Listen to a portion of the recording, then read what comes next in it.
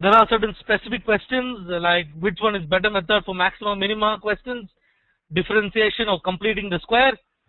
This is asked by Akhil Goyal.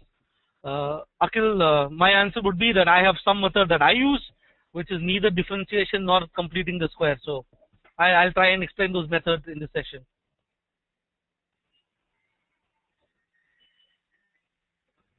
Chinmay asked, will we be discussing PNC concepts today?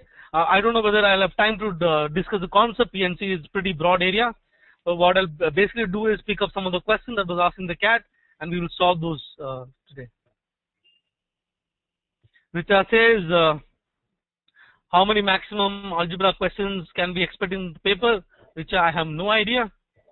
A, I don't set the paper. B, it's not a good idea to predict the paper. So basically, my perspective would be whatever is the question that they're going to throw at me, I'm going to take it and I'm going to solve it.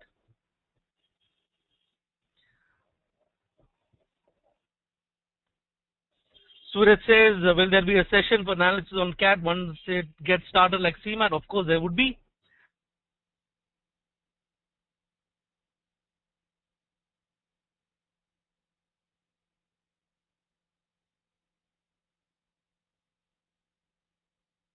That is not allowed, but broadly you'll understand the difficulty of the paper, the mix of the question and stuff like that. Yeah.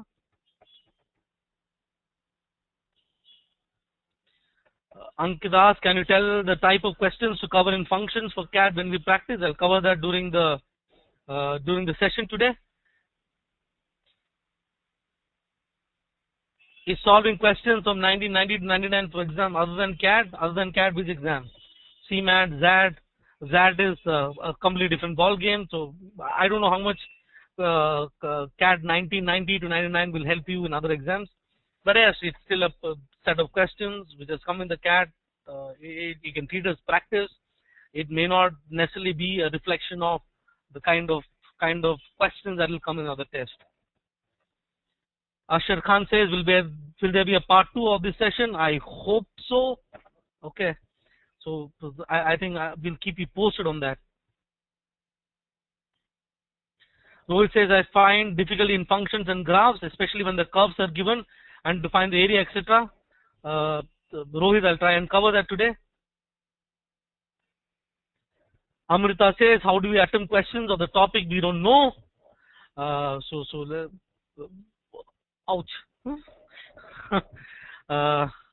That's a pretty interesting and very good question. So let's see. Hopefully, in some of the questions, I'll try and give you a perspective on how we can solve on topics that we don't know. Amber has a specific question. Amber, I need to solve it. So probably you can drop in a mail. I'll answer that specific question. Yes. Somebody says, Mr. Tripathi says, is not able to improve score in English. Is there a method to improve that?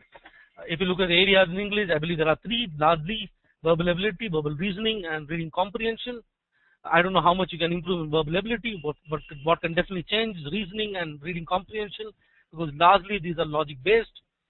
So once you get a hang of the logic that gets applied in these 2 areas, I'm sure you'll be able to improve the score. So what I would suggest you to do is, for sure that RC as a subject will definitely come in the CAT. Also RC as a question will definitely come in the CAT.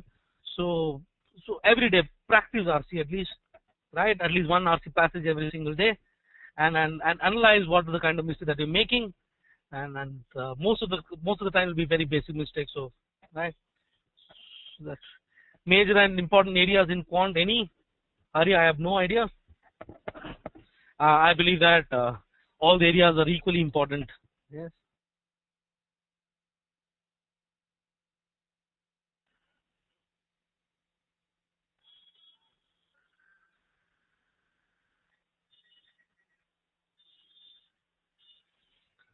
Saurav asked a question, will we focus on set theory today? Maybe I'll take that up in part 2 of the session.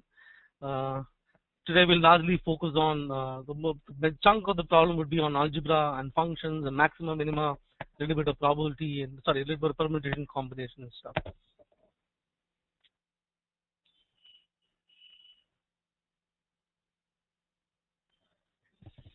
Nikita says, can we have a different and full session for PNC as one of the most dreaded chapters? Uh, uh, we will try and incorporate that.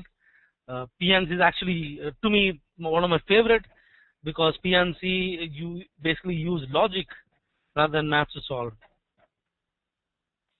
Does AM and GM comes under algebra? It's mostly AM and GM arithmetic sequence, geometric sequence is basically part of sequence and series. So in one sense, it can come under algebra. Some people call it statistics as well. So, but we'll take up some questions on progressions as well.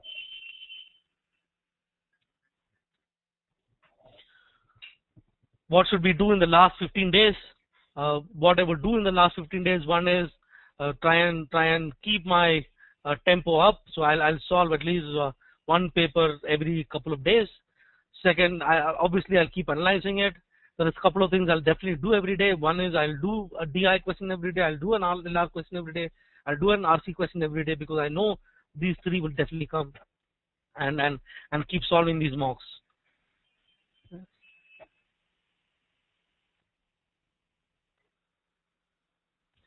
Vikram asks, can any CAT question be wrong? In the past it has happened that CAT question can be wrong. The question paper is set by human beings. There obviously there could be error, but I believe that over the years that has considerably reduced.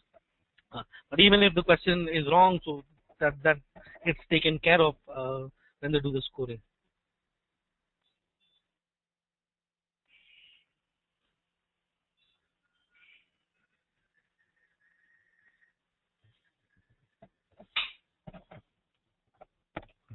Vikram says, should we check attempted question in the last 10 minutes?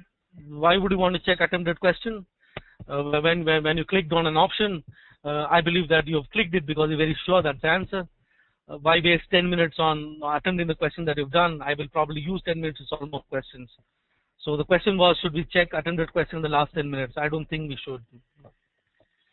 There'll be two scenarios. Let's say I solved the question, I checked it once again, two things going to happen. Either I get the same answer, so basically I wasted that extra time. The second thing that could happen is I get a different answer, then what do I do now? Where I go back and mark the new one or the old one, so it's pretty confusing. So it's just once you attempted, you've attempted, that's it. Yes. Well, that is my perspective.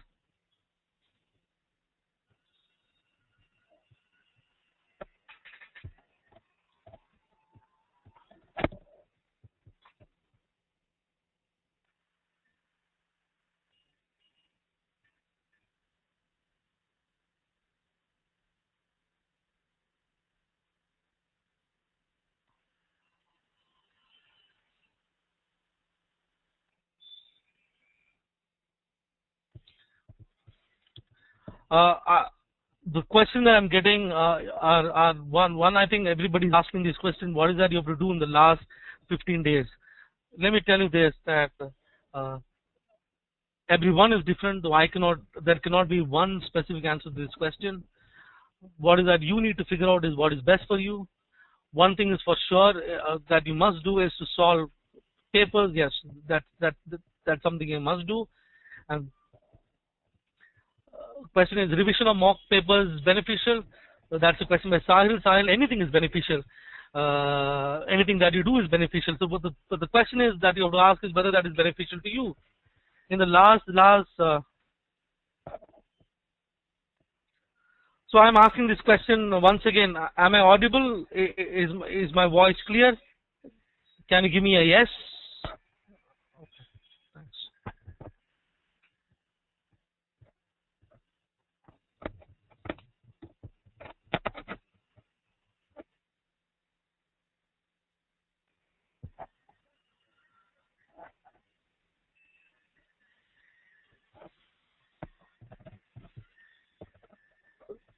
Yes, so I've got a lot of yeses. So we'll soon start. About 2 minutes left for 3.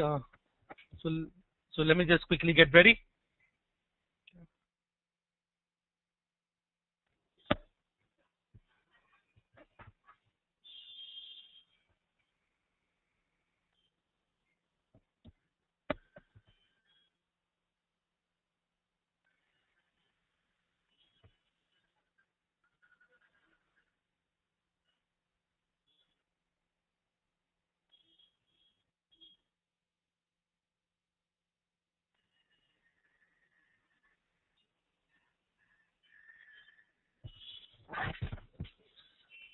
Okay, let me start off with the session. It's 3 o'clock. So, very good afternoon to all of you. I'm Gejo here, signing in from Mumbai. The weather is pretty lovely here. I hope it's the same there. Today, we're going to, in the next 2.5 hours, what we're going to do is this webinar on Algebra and Modern Maths. I have basically found that many students find these two areas a little bit challenging. So what my objective today is give you some perspectives, some tricks, some approaches, which will probably help you ease the pain. Yes. So the approach that I'm going to do is very similar to the one that you've done in Smart Quant Cracker. This is more like a sequel to SQC, so it is like an SQC Part 2 or SQC 2, just like GISM 2. Just hoping that will be better than a GISM 2. Yes. So there are 4 things that I believe are 4 critical elements to do well in Algebra and Modern Maths. So let me write that down here. So number 1 to me is my ability to identify patterns. You can also call it sequence, series, etc. Identifying patterns. So what you'll notice is concept of sequence and series is not limited, or these patterns are not limited to algebra or modern maths. You will see this application even in numbers. So I'll take up some of these questions, even on numbers, and give a perspective on how our ability to identify patterns will help us solve these questions better, right? Number 2 is my ability to use my eyes, and let's say less of maths. What I mean by that is basically my ability to understand and analyze graphs. If you're good with graphs, a lot of questions that you can actually solve just by looking at the graph. So one of the things I'll definitely cover is how to solve some of these questions using graphs. The third is elimination, substitution. This is what basically the crux of what SQC was all about. Now, if I have to sum up SQC in one line or Smart Quant Cracker in one line, it is this: that we are trying to solve the questions of CAT like it is a multiple choice question and not like it's a fill in the blank question. What I have is 4 options. What I know is one of the 4 options is right. So my answer is right in front of me. Either I need to figure out which is the right answer, or I can figure out which one are the wrong ones. So we'll continue some of the techniques that you've learned in SQC and also apply that in elimination. Apply that here. Number 4, especially when it comes to modern math, this is my favorite. This is my approach.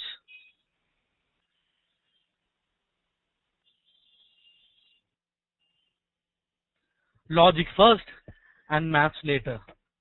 I am no hurry to use mathematics. I have to get the logic of the problem first, because I now know that if I know the logic, then the questions can be easily solved. So broadly, throughout the session, I will try and use these 4 approaches today. I have divided the set of the questions in 5 sets. So I club all the questions together so that I can help you understand each of these concepts. Yes? So let's start off with the first set.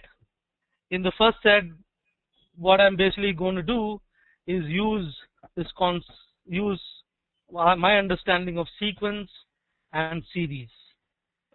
Before I start off, a little bit of theory. So I'll take just about 2 minutes of theory, because that basic understanding of theory would be very helpful for us in solving the questions pretty fast, right? So if I ask a question, what is sequence and what is series, most of the time, I don't get the right answer. Yes. Anyway, so basically sequence is nothing but a set of numbers which follows a particular rule or a particular pattern. So it follows a particular pattern, or I can say it follows a particular rule. An example of a sequence is, I'll take a simple example, 3, 5, 7, 9, 11. This is a sequence. So I can represent this sequence either as a pattern or I can represent this sequence as a rule. Let me explain this. Right. Basically what I notice is that every term is 2 plus the previous term. So I basically write that pattern as a plus 1 is an plus 2. And also I have to give you the first term, which is a1, that is equal to 3. So this is a pattern. If you want the jargon, it's called a recurrence relation, but we'll not use jargons now, right? So that is simply a pattern, right? I can also write this as a rule that basically I can write this nth term. In this nth term is 2n plus 1. So that's a rule. Okay. There are a lot of ways in which people express this pattern. Some people write it as f of x plus 1 is equal to f of x plus 2. All that is possible. This is the same thing. This and this means the same. So this is basically what a sequence is. What you need to understand, the one concept that you need to understand, which is really going to help us solve the questions quickly, is whatever is a rule that must be true for all the elements of the set. Yes? Let's look at what a series. A series, on the other hand, is simply a sum of sequence. Okay, so in this case, the series in this case would be 3 plus 5 plus 7 plus 9 plus 11, so on and so forth. So I can even have partial sums or partial series. So for example, S1, I represent the sum of one term that I get as 3. S2, in this case, will be sum of two terms. 3 plus 5 is equal to 8.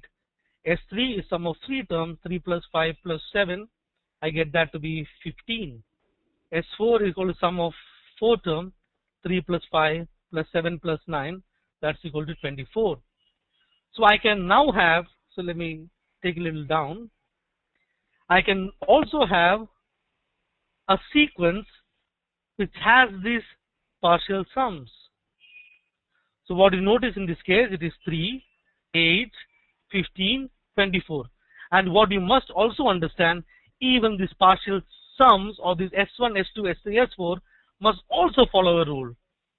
You can easily figure out the rule. This is basically 4 minus 1. This is 9 minus 1. This is 16 minus 1. This is 25 minus 1. So it is basically, I can write it as n plus 1, the whole square minus 1. So the basic rule that is followed here in the specific example, n plus 1, the whole square minus 1. That's the rule. So what you must understand here is whatever is a rule that needs to be applied, that must be applied to all the terms of the sequence. Now you must be wondering why I'm spending these 2 minutes in this basic concept. Let me tell you that CAT is not about knowing advanced concepts. CAT is about applying basic concepts. You will understand this simple principle will help you solve the questions pretty quickly, right? Let's quickly go to question number 1. This question is coming CAT 2006. The reason why I picked this question is to give you a perspective that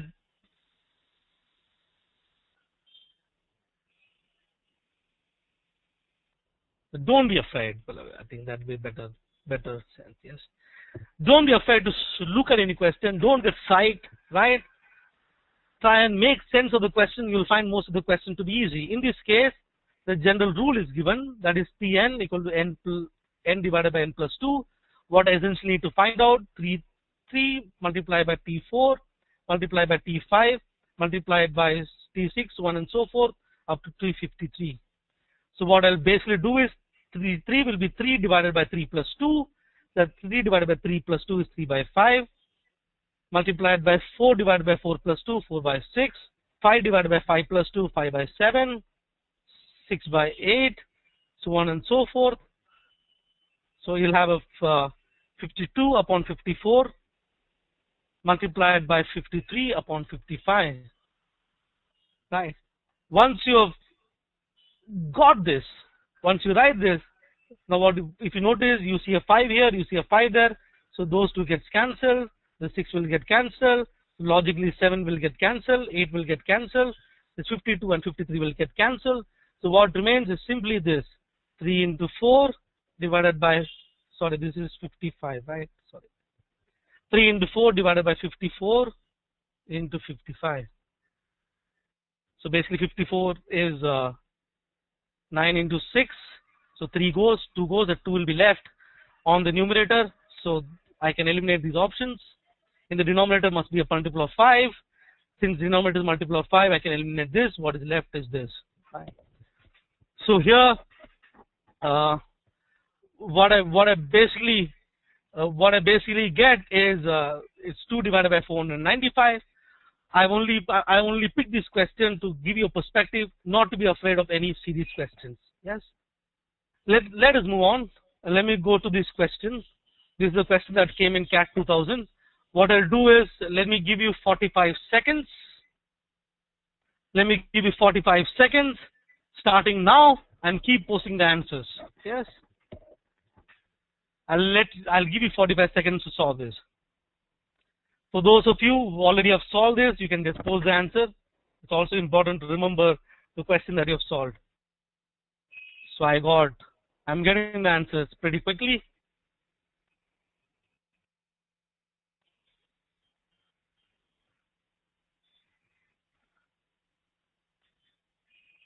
Yes, I've already got answers from, I've got so far about 6 correct answers, 7, 8, 9, 10. Pretty good.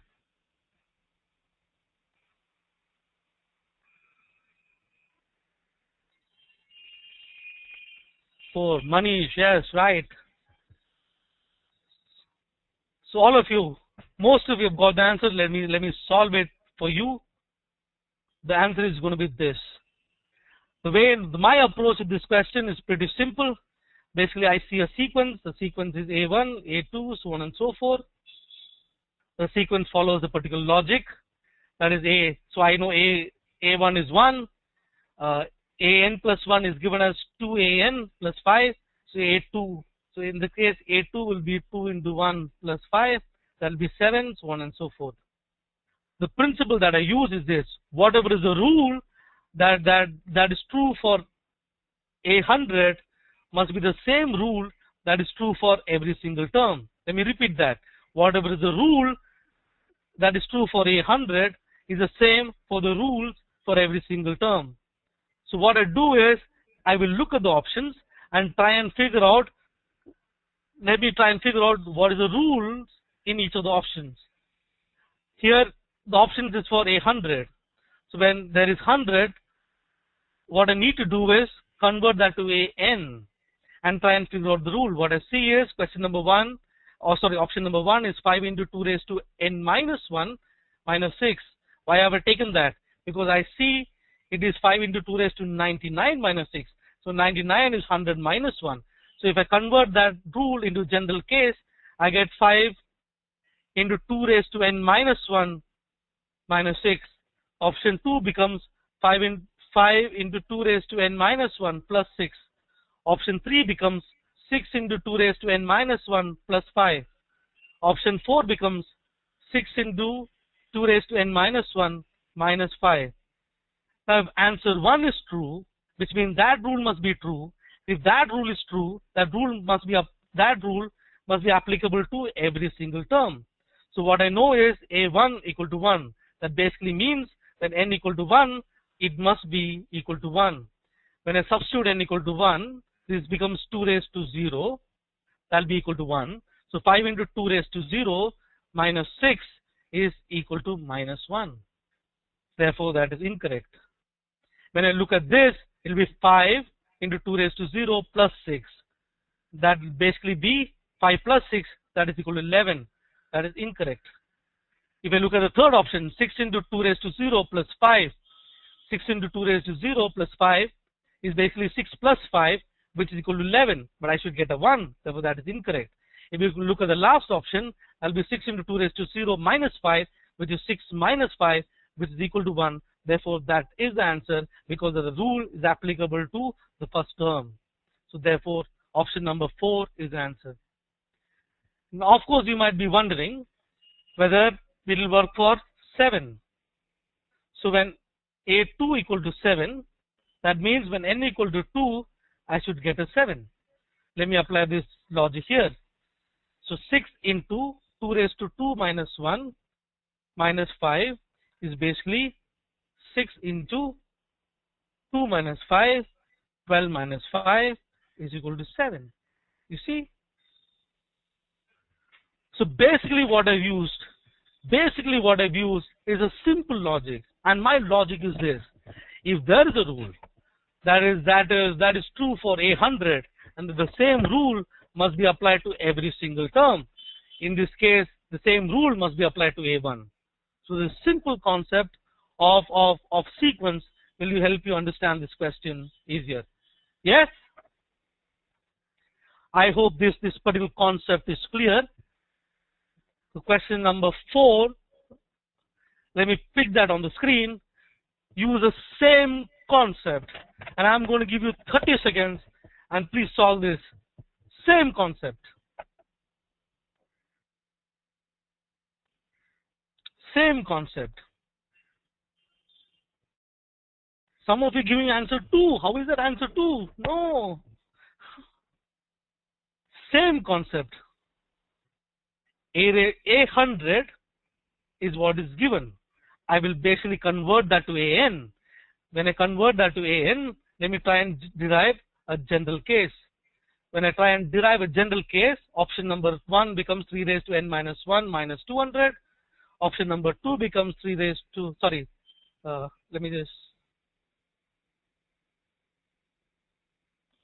this actually becomes 3 raised to n minus 1 minus 2n. So compare this. It's 3 raised to 99 minus 200. 200 is 2 into 100. So here I take it as 2 into n because I'm taking for a general n. So option number 2 becomes 3 raised to n minus 1 plus 2n. Option 3 becomes 3 raised to n minus 2n. Option number 4 becomes 3 raised to n plus 2n. So what did we say? Whatever is the rule that is applicable to 100 must be the same rule that must be applied to 1. I get A1 equal to 1. That basically means when I substitute n equal to 1, I must get the answer to be equal to 1. Which option? This is 3 raised to 0 minus 2. This is minus 1. Cannot be the answer. 3 raised to this gives me 5. This cannot be the answer. 3 raised to 1 minus 2. 3 minus 2 equal to 1. And here this cannot be the answer because when I substitute n equal to 1, I get 3 plus 2, which is equal to 5. This cannot be the answer. So what I know is option number 3. So guys, I am using a simple concept. My concept is this: whatever is the rule that is applied to any term must be the same rule that must be applied to every single term. Now you'll be amazed that this simple concept is applicable everywhere, even to this question. When I say even to this question, are the same rule that we applied now will still apply here. Beautiful. I'm already getting answers from a couple of you. Deep and Amit, you got it right. Fantastic. Yes. I'm going to give you about 20 more seconds, please. Richa Singh, no, it's not the answer. You got it wrong. Shakti Das, you got it right. Tausif, yes, your answer is right. Beautiful. Rahul, your answer is right. Nidhi, answer is right. Siddharth, answer is right. So I'm getting the answer. Saurav, the answer is right. Beautiful. Rest of you, come on, quick. Raghu answer is right. Likita answer is right. Sagar answer is right. Akhil answer is right. Okay, so I'm already getting answers. So let me solve this for you. So I'm going to use the basic concept of sequence and series here. Right. What I know is this is a series because I'm adding the terms of a sequence. So first I need to figure out number of terms. So I see a 2, I see a 4, I see a 6, I see a 20. So basically I know the number of terms is basically 10. So this particular sequence is S10. So I know, what do I know? S1, S2, S3, that is my partial sum. whatever is the rule that is applied to S10 must be the same rule that must be applied to every single term. So what I'm basically going to do is try and derive the rule, general rule from each of these options. I see a 10. When I see a 10, I see 9 as 10 minus 1. I see 19 as 20 minus 1. I see a 21 as 20 plus 1. So if I apply a general rule of Sn, what I basically see, this is n minus 1 because 9 is 10 minus 1. So when it is n, it becomes n minus 1 divided by 2n minus 1. Option number 2 divided by n divided by 2n minus 1.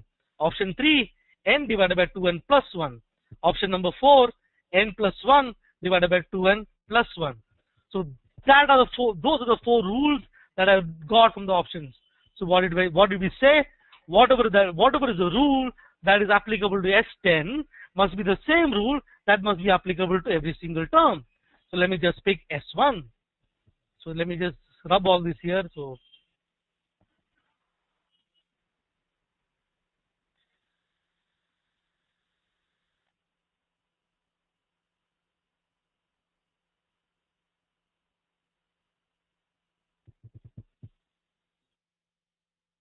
yes. So whatever is the rule that is applicable to S10 must be the same rule that has to be applicable to every single term. So what is my S1? S1 is basically sum of the first term. In this case, it is 1 by 2 squared minus 1, which is basically 1 by 3. So that basically means when n equal to 1, S of 1 should be equal to 1 by 3. So basically, if I substitute n equal to 1, I should basically get 1 by 3. If you look at option number 1, let me apply n equal to 1 in my general rule of option number 1. I basically get a 0. I cannot get a 0. I must get 1 by 3. Option number 1 is ruled out. Option number 2, I get 1 by 1. That is equal to 1. I should get 1 by 3. Option number 2 is ruled out. Option number 3, n divided by 2n plus 1. That is 1 divided by 2 plus 1. That is equal to 1 by 3. I'm getting S1 equal to 1 by 3. But let me just check option number 4. N plus 1 divided by 2n plus 1. That is 2 by 3, right? So this I get when n equal to 1, I get 2 by 3. I must get 1 by 3. So I know this is not the answer. What is left is 10 by 21. So I have basically used the same concept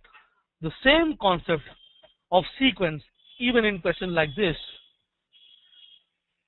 So for all those of you, I can use a simple concept of sequence and series, the basic concept of sequence and series, to answer questions in less than 30 seconds. Yes? And I'm going to now give you another question. Now this is from CAT 2008, and I'm going to give you about 30 seconds. Give me the answer. Apply the same concept.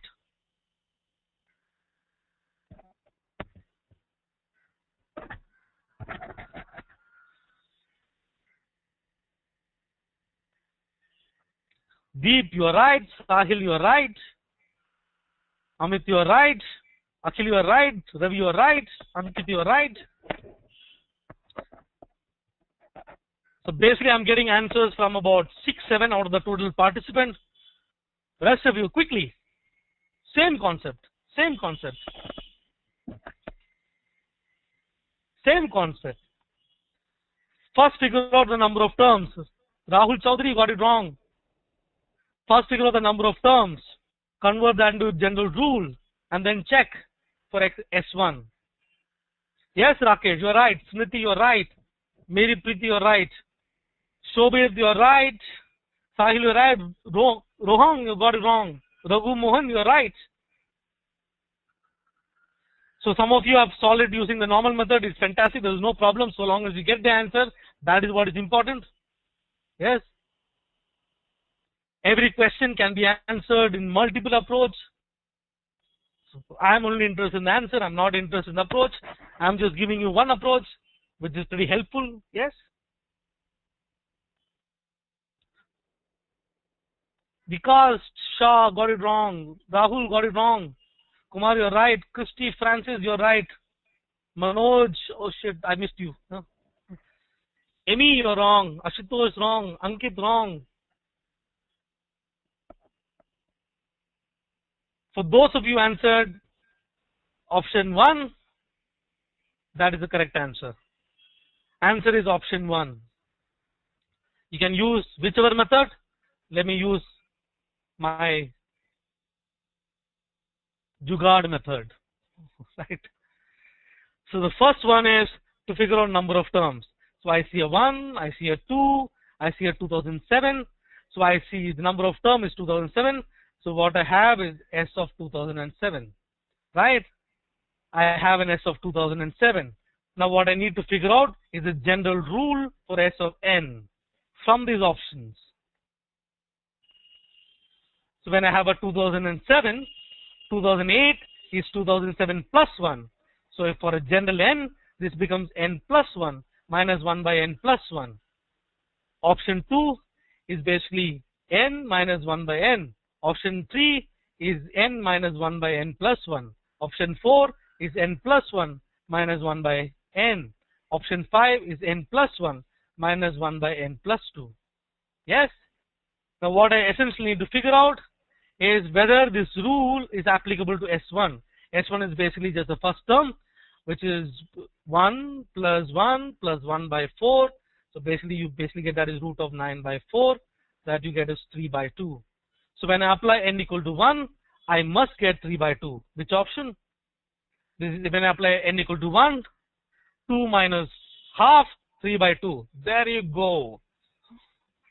And here if I put n equal to 1, I don't get a 3 by 2. Here I put n equal to 1, I don't get a 3 by 2. Here I put n equal to 1, I don't get a 3 by 2. Here I get n equal to 1, I don't get a 3 by 2. My perfect jugaad, like Ashutosh Kumar says, worked. So now obviously the question that most of you, is that clear? Meghna says, what if 3 option gives me, what if 2 options gives me 3 by 2? If 2 options gives me 3 by 2, I go to step number 2. My step number 2 is figure out what is S2. S2 will then be the sum of first 2 terms. Right. That's it. The question setter is not that intelligent, or the question setter is not thinking of me or my jugaad while setting the option. So you don't have to worry. Now obviously the question that you have, sorry, if S2 is also the same, check S3. If S3 is also the same, just leave the question and move on. Yes. You are giving too much importance to the question setter. What you need to understand is putting intelligent options is very difficult. Yes.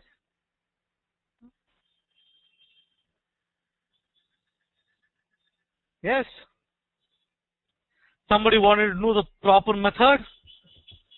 Dear God, I think I'll post the explanatory answer of this so you can check the real method. Let me. Somebody says trick is in public domain, Saket. But Saket, let's hope that somebody who's setting the question paper is not sitting in this webinar. Yes. Fantastic. So let's move on.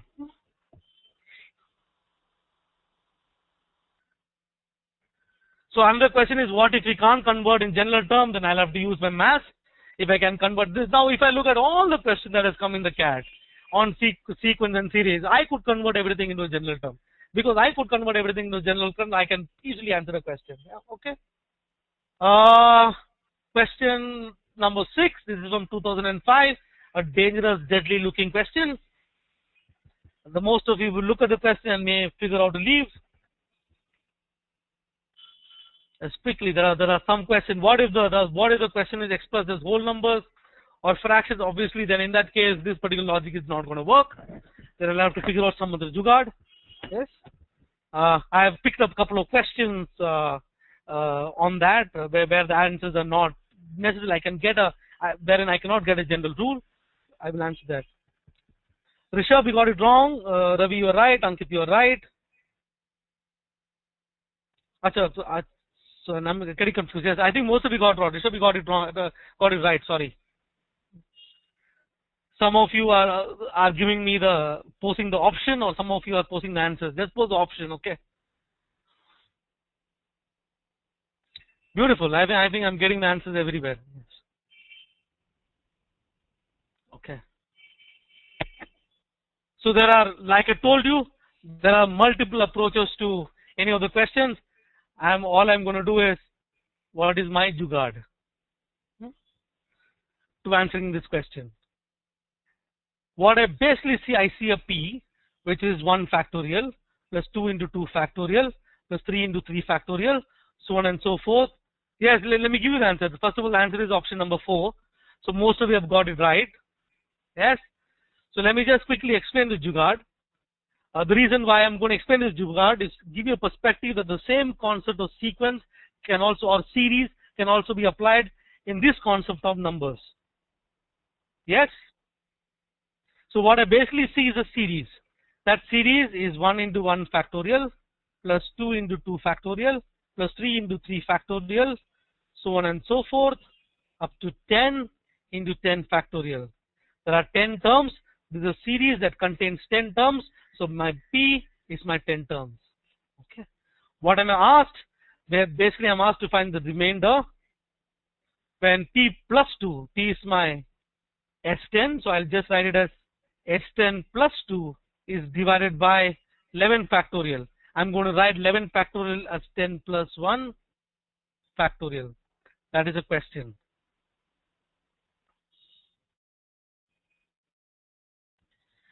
If I basically convert that as a general expression, basically what is asking, remainder, let me call that Rn, general case. This I call it R10. Okay. Remainder when S of n plus 2 is divided by n plus 1 factorial. Yes, that is the general term. Let's figure out how does this Rn behave. So let me, basically I'm going to now find out what is R1, what is R2, what is RC, and see if there is some pattern or some rule that emerges. And using the pattern and rule, I will answer this specific question. Is that okay? I hope you understand the notations. Okay, fair enough. So I will take R1 is basically when remainder when S1 plus 2 is divided by 1 plus 1, which is 2 factorial. What is S1? S1 is just the first term, which is 1 plus 1 factorial, which is 1. So this is basically remainder. When 1 plus 2 is 3 divided by 2 factorial, which is 2, I get that to be equal to 1. Let me take R2. R2 is remainder when S2 plus 2 is divided by 2 plus 1 factorial, which is 3 factorial. What is my S2? S2 is basically sum of 2 terms. So 1 plus 1 factorial is 1. 2 into 2 factorial is, 1 into 1 factorial is 1. Plus 2 into 2 factorial is 4. So 1 plus 4 I get as 5. So I basically get remainder. Then 5 plus 2, which is 7, divided by 3 factorial, which is 6. 7 divided by 6 is equal to 1. So basically I'm getting as 1, 1. I know that everything is going to be equal to 1. So even in the specific case, it's going to be equal to 1. Therefore, my answer is 1. You can use multiple approaches to answering this question. What I basically use is an approach of sequence and series to answer this question. Yes?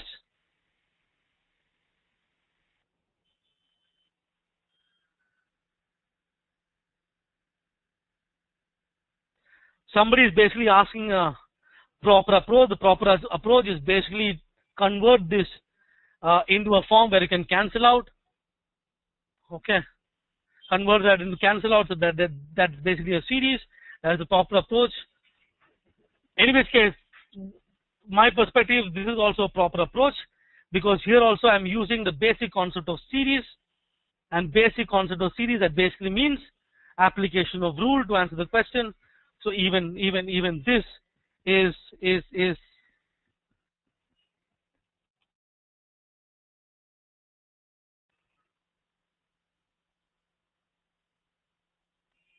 should we check for R3? I don't think you need to check for R3. Let me give you a little bit of mathematics. Okay. There is this concept called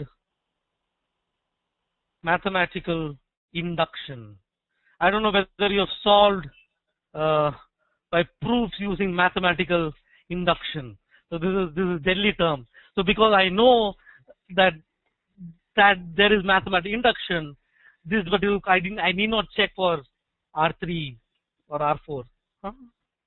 Okay, somebody is saying no maths. Anyways, so let me just clear this off.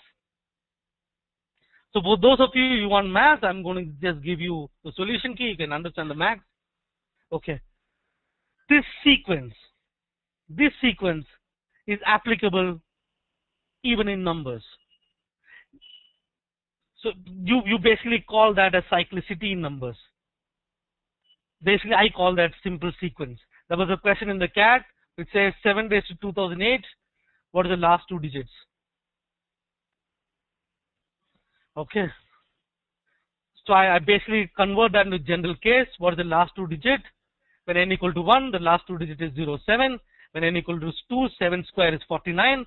Last two digit is 49. N equal to 3, 7 cube is 343. Last two digit 43.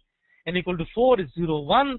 Because it is 01, the next term becomes 07, 49, 43, 01. That's a sequence. So basically you see that after the fourth term, the sequence repeats itself. Yes. So basically I need to figure out what is the 2008 term. Every fourth term is 01. So 2008 term will also be 01. Right. So the same as cyclicity. Cyclicity even apply to even in this case. Let's say if I say 2 raised to 2008 divided by 7, what is the remainder? Let me take a general case. If I take a general case, I get 2 raised to n divided by 7. What is the remainder? So 2 raised to 1 divided by 7, remainder is 2. 2 square divided by 7, that is 4 divided by 7, remainder is 4. 2 cube is 8 divided by 7, that is 1. Then the cycle again repeats. So that's a sequence. Sorry. Now all you have to figure out, where will 2008 come and fall? After every third term it repeats. So I basically know 2006 term, which is a multiple of 3, will also come and fall at 1. So 2005, 2007,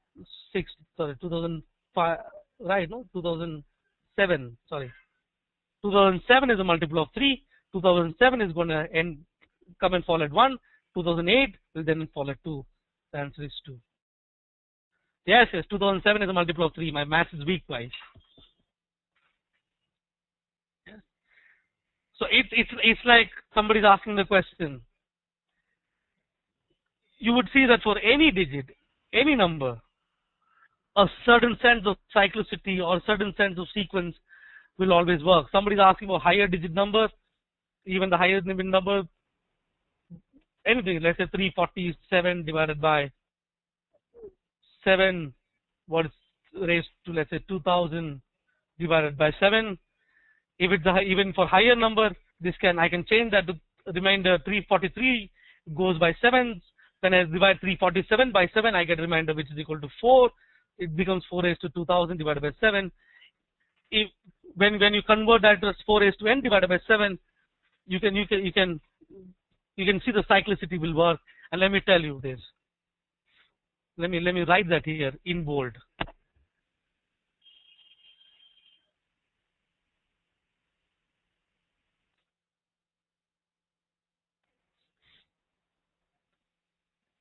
I'm putting bold, italics, underlined.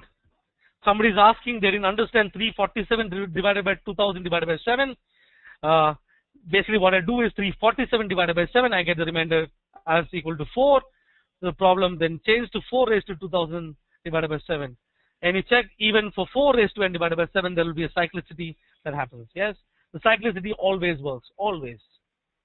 And the basic concept of sequence can be applied in every single question. Yes, let's move on. I have question number 8.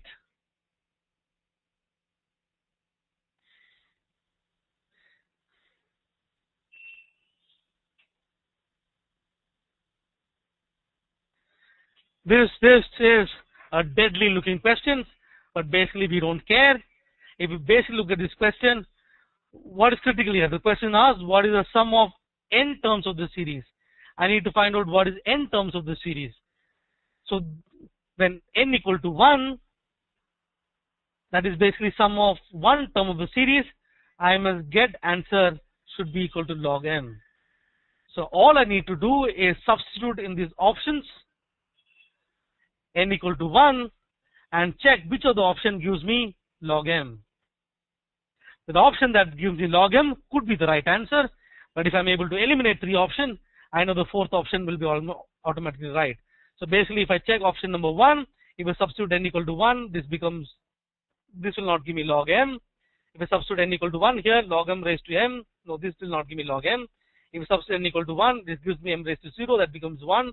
This will not give me log m. If I substitute n equal to 1 here, it basically, if I look at this bracket, what I get is m square raised to 1 by 2, that will be equal to m. So option number 4 gives me log m. So that's the answer. Yes. So I can use basic substitution in this case to answer the question, but the underlying logic is the logic of sequence.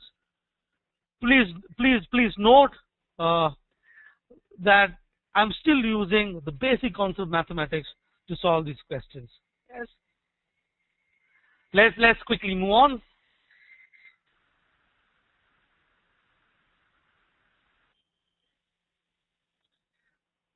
This is an infinite series.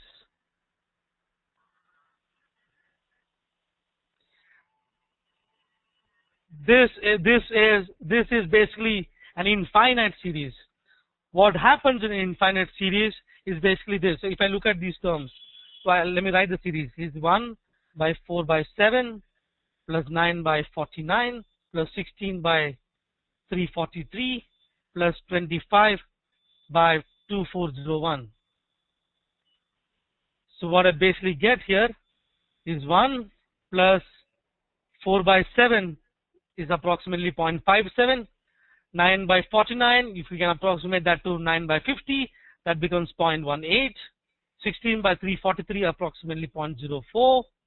25 by 2400 will be about 0.01, and so on and so forth. So basically, what you notice is that after the second term, especially in this infinite series and decreasing series, the contribution to the sum by the term that comes later is negligible. Most of the terms will tend to 0.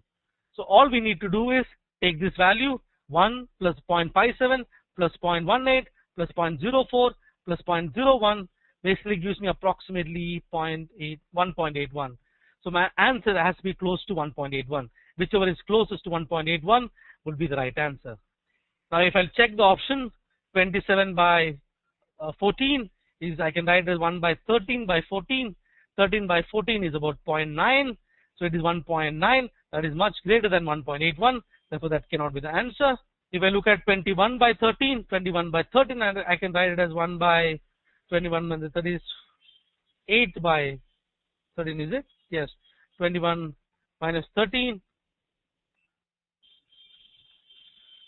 That is 8 by 13. 8 by 13 is less than 80%. So this is less than 1.81. So that cannot be the answer. 49 by 22 is 1 by 22 by 27. And that will be approximately 22 by 27 is 0.8. That is close to the answer. If I look at option number 4, it is 26 by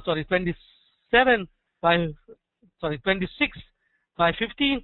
26 by 15 is approximately 26 by 15. That is also, if you calculate, it will be less than 1.81. So I know the answer is option number 3.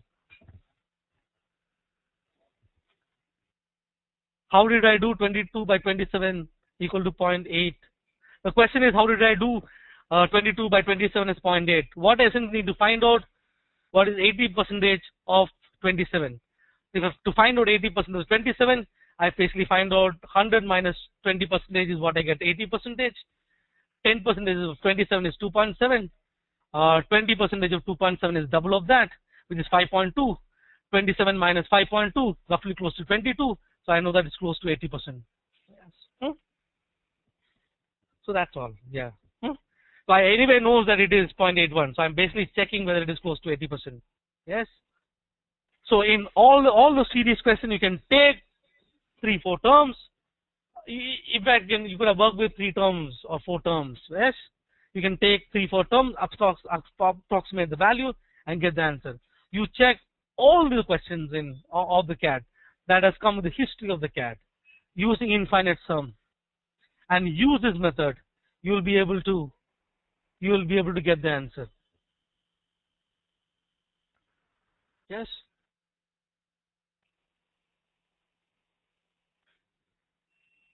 Somebody is asking me how is 256 divided by 147 is approximately equal to 26 by 15. All I did is approximate that to 260 divided by 150. Therefore, I got 26 by 15. I just approximate that value. That's it. Yes.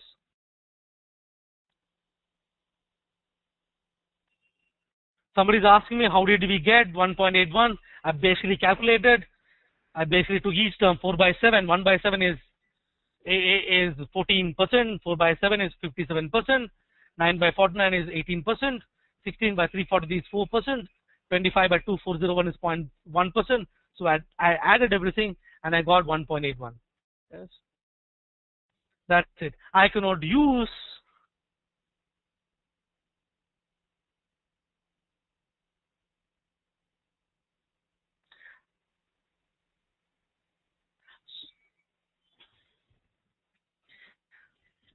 yes. Let me move on. Please note that this sequence, this series is different from the previous series. The previous series are finite series. These are infinite series. The way in which infinite series behave is completely different from the way in which finite series behave. Yes. Guys, let me say this. What I'm trying to do is give you certain perspective in terms of how you can, or certain approaches which will help in the CAT. Yes. There are multiple approaches that is possible. I'm just taking the simplest approach because my objective is that to get to the answer. I know that the marks are not given for steps. Marks are basically given for the final answer. So whatever works, works. This particular question, CAT 2005, I think is already done in SQC. I'll skip this one. Let's look at this question of CAT 2005. Let me give about 3 minutes for you to solve. Sorry, not 3 minutes, about 45 seconds. Can someone give me the answer, please?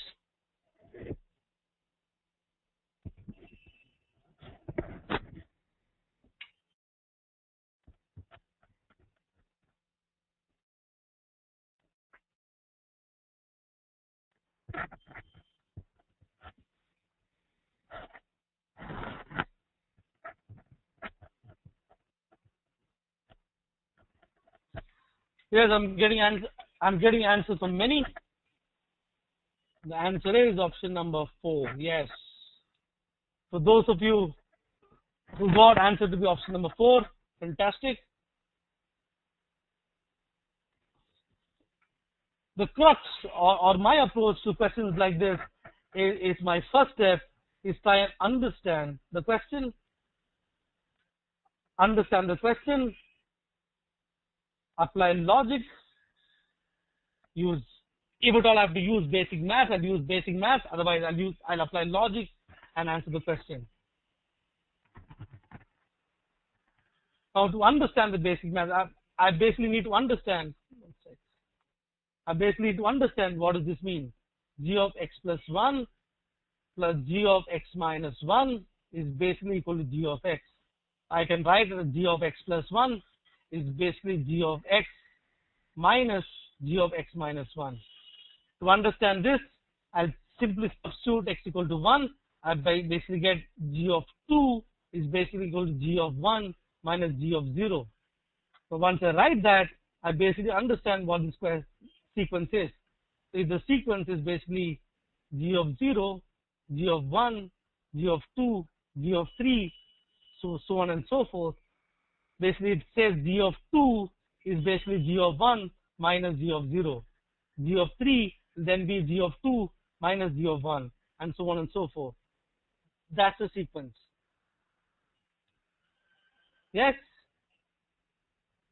Now, my next step, for those of you who have solved, great. For those of you who have not solved, is take a particular case and check how this series sequence behaves. So let me simply take g of 0, let's say as 0, and g of 1 as 1. What do I get by g of 2? G of 2 is 1 minus 0, that I get as 1. What do I get by g of 3? G of 3 is 1 minus 1, which is equal to 0. G of 4, 0 minus 1, it's equal to minus 1. G of 5, minus 1 minus 0, that's equal to minus 1. G of 6, I basically get minus 1 minus 0 is 0. G of 7, I basically get 0 minus or minus 1 will be plus 1. G of 8 is 1 minus 0 is equal to 1. So what I immediately notice is this: 0, 1, 1, 0, minus 1, minus 1. That series repeats. Yes? You could have taken any value. You could have taken 1 and 2. You will again notice that the series repeats. What am I asked? What am I asked is this: the relation g of x plus p is equal to g of x. Let me write that down here. G of x plus p is equal to g of x. I need to figure out what is the value of p. So I see that g of 0 equal to g of 6, g of 1 is equal to g of 7. So basically I immediately gather that p is equal to 6. Here you have to be careful. Yes, in this case somebody is asking me, should I take 0 and 1? It's best to take 1 and 2, right? When I take 0 and 1, I see a 0 here, I see a 1 here. Some of you might get confused that 0 is repeating after the third term. So that is not how it is. So this has to be applicable to every single term. So in this case, I see that the basic sequence repeats after the sixth term. Okay? I could have taken any g of 0 or any g of 1. Somebody is asking me, how did I take g of 0 and 0 1? I simply took g of 0 as 0 and g of 1 as 1. I could have taken anything. Look at the sequence. Look at the sequence, the recurrence relation, which says the third term is the second term minus the first term. So I put the first term and the second term, then I will get the third term, the fourth term, the fifth term, and so on and so forth. Yes. So whatever.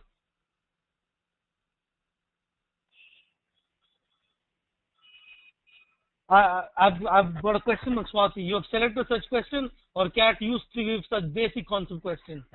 If you look at all the questions in CAT, let me tell you, Swati, is that everything is based on a basic concept. Every single question is on basic concept. What basically happens, it is twisted and given to you. The reason why that we are able to solve all these questions is because we are applying basic concepts into difficult situations. Yes. Let me move on. This question came in CAT 2004. I think for those of you attended the session yesterday on CAT 2004 paper, I think this question was discussed. So what you see again is this. Let me basically, my first step is to understand this. It's given AJ is AJ minus 1 minus AJ minus 2 for j greater than or equal to 3. So if I put j equal to 3, I basically get A3 is equal to A2 minus A1. Same thing. The third term is second term minus the first term. What am I given? I basically given the first term, which is 81.33. What is my second term? Minus 19. So what is my third term? Third term is second term minus the first term. Second term, this is minus 19 minus 81.33. You get is minus 100.33. Now the fourth term is this term minus the third term minus the second term. Minus 100.33 minus 19. So that will basically give minus of 81.33. The next term is minus 81.33 minus 100.33. I get as 19. The next term would be 19 minus of minus 81.33, I basically get 100.33. The next term I will get, sorry, did I make any mistake? No, I didn't. 100 minus 8, this I get 81.33. Then I get minus 19. So once you write the sequence, my next step is to figure out if in the sequence is there any logic, right? If I go back and look at the question, what I'm asked is what is the sum of the first 6,002 terms. Basically, I'm adding these terms. What I immediately notice is that for this minus 100.33, there is a plus 100.33. Minus 81.33, there is a plus 81.33. Plus 19, there is a minus 19. I will only be able to figure out this logic if I write down the sequence. So my advice is this. First, whenever you see a sequence, don't feel scared. Understand what the sequence is asking to do. Just keep on writing some terms. It will not take much time, but once you start writing this term, you'll understand the logic. So basically for 6,000 terms, so this is the first term, this is the second term, then there are here 6,000 terms. That is my 6,002 terms. What you'll notice, because for every 6 terms, here, term 1, term 2, term 3, term 4, term 5, term 6, every 6 terms here, if I add, it will be equal to 0. So the sum of the 6,000 term will be equal to 0. The net answer will simply be the first term plus the second term, which is 81.33 minus 19 is equal to 62.33. Again, guys, understand the question. If you have to actually write down the sequence, write it down. Once you write down the sequence, you'll be able to appreciate the question better, and you get to the crux of the logic. And this basic concept applies to every single question on sequence. Yes. Let me move on. This question came in CAT 2000. Actually, this question had 2 parts. So this was the second part of the question. I didn't pick the first part because that was a little more easier. I picked the second part. Yes. So first is, I don't understand R. Let me try and understand what the question is. So trying to understand the question, it is given R is an integer greater than or equal to 2. So let me simply take R equal to 2. Therefore, this particular fellow here basically becomes f of minus 2 plus f square of minus 2 plus f cube of minus 2. So all I did was substitute R is equal to 2. When I substitute R is equal to 2, this is what I get. Now all I need to do is find out the answer to this. If I take f of minus 2, there are two conditions given. I quickly go to the condition, which is the second one, because here x is negative. My minus 2 is negative. So f of minus 2 is nothing but minus 2 plus 1, which is equal to minus 1.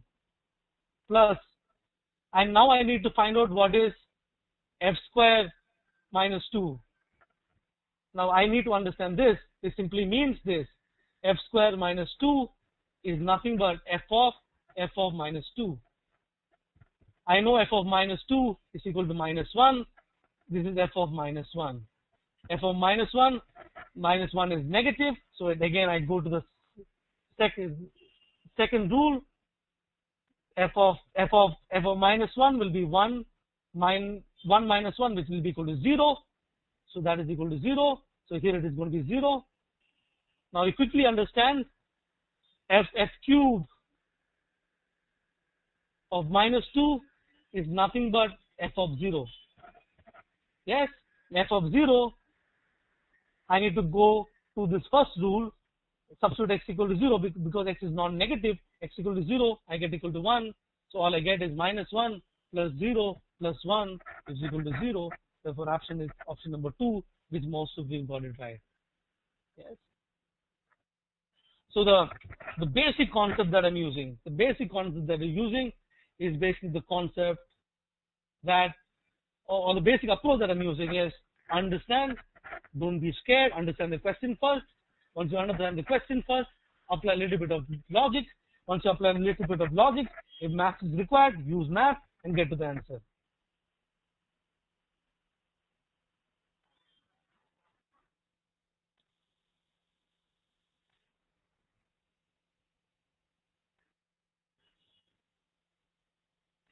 Yes.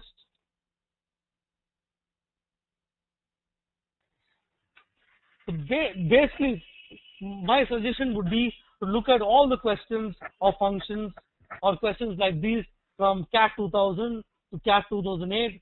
You will see all sort of permutations, combinations that CAT has asked on functions and sequence and series.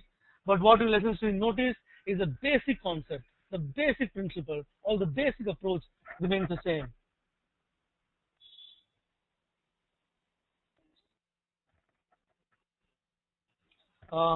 Let me quickly move on. So there are people who are asking me specific questions. What I'll do is, if I have time towards the end, I will take the specific question. If I don't have time towards the end, I will leave my email address. Just post the question to me. I will handle them. Yes. So let me quickly continue. I have got 3 more steps to complete. So here I've basically taken the concept of maxima and minima. Yes, my concept of maxima, minima, and especially the kind of question that comes from the CAT. Let me explain. Actually, let me take a simple example. If I say x plus y equal to 10, what is the maximum value of x into y? Okay, immediately you say the maximum value of x into y is equal to 25. The minimum value of x into y is equal to 0. Yes. Beautiful. When I see the maximum value of x into y, that basically happens when x was equal to y. So I'm going to blindly close my eyes and put this concept of x equal to y whenever I see questions that looks like this. Let me repeat. I'm going to blindly close my eyes and put x equal to y whenever I see questions that looks like this. Basically, your maxima or minima typically happens when either things are equal or things are on the extreme. Let me quickly take one example here and explain what is this. Here I get x plus y is equal to 1. I need to find out the maximum value of the expression x by 1 plus x, the whole square, plus y by 1 plus x, y by 1 plus y, the whole square. I basically see a sense of symmetry. What I mean by sense of symmetry is that if you interchange the value of x and y, the expression becomes the same. So that's a sense of symmetry. So basically, I'm going to simply close my eyes and put x equal to y. When x equal to y, I get 0.5 because 0.5 plus 0.5 equal to 1. When I substitute that, I get, or I can say it as half. So this is 2.5 the whole square plus 2.5 the whole square, 6.25 plus 6.25 equal to 12.5. I'm just going to blindly mark this and don't bother much. Somebody is asking the question, ask the minimum value. Please understand, all I'm saying, the extreme, the maxima or the minima happens on the extreme, where things are equal or things are on the extreme. Yes. So don't, okay, it has to be specific. It is not that only maxima happens when x equal to y. That's not how it is. Somebody is asking me what does symmetry mean. Symmetry means this. Look at this, x plus 1 by x the whole square plus y by 1 by y the whole square. I see symmetry because if I interchange x as y, I get the same expression. That is the sense of symmetry. X into y has symmetry. X square y does not have symmetry because if I interchange x and y, I get y square x. So that's completely different. Yes.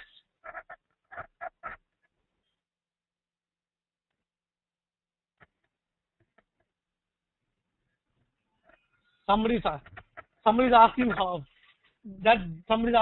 do we know the maximum or minima happens when things are equal?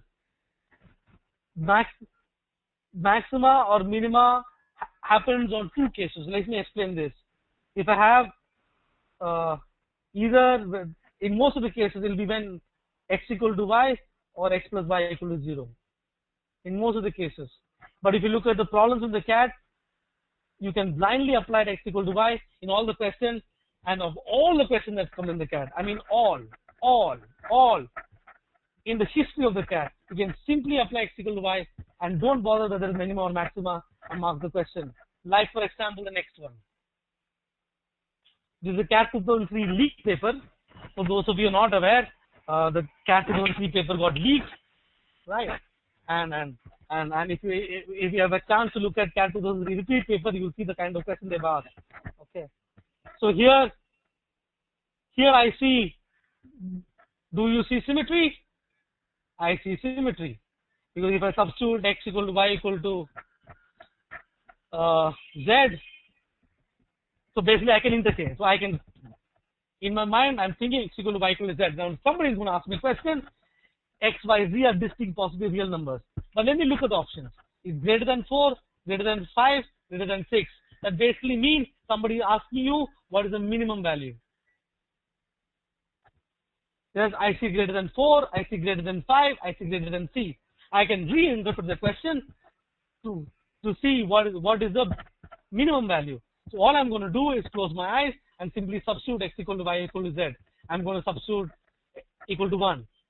So I substitute 1 everywhere, so you'll get 2 plus 2 plus 2 divided by 1, that is equal to 6. I just mark the answer, option number 3.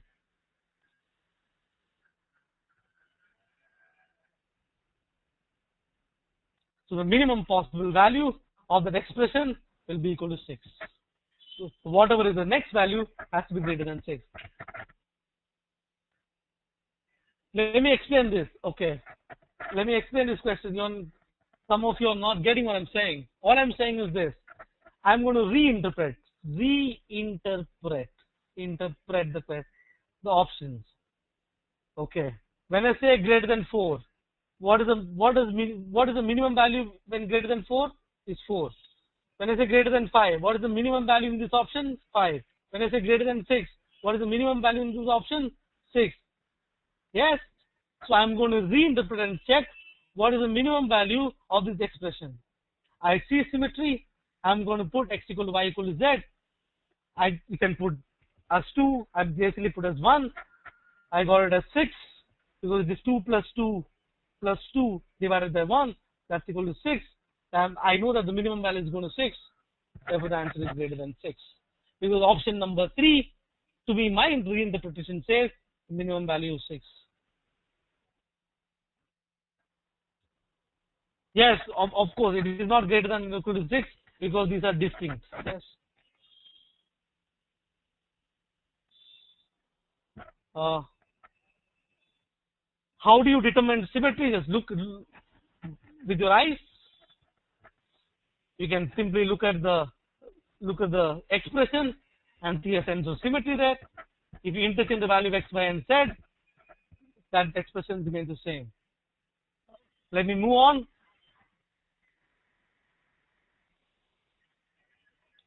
Anyone?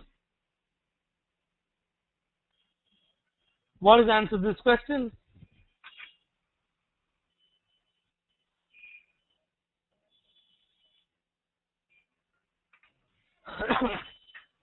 It has to be true for every positive integer. It's given it has to be true for every positive integer. So it has to be true for n equal to 1, 2, 3, so on and so forth. So all you have to do is substitute n equal to 1 to that expression. When you substitute n equal to 1, you basically get 0 less than x less than or equal to 4. So there you go, that's the answer.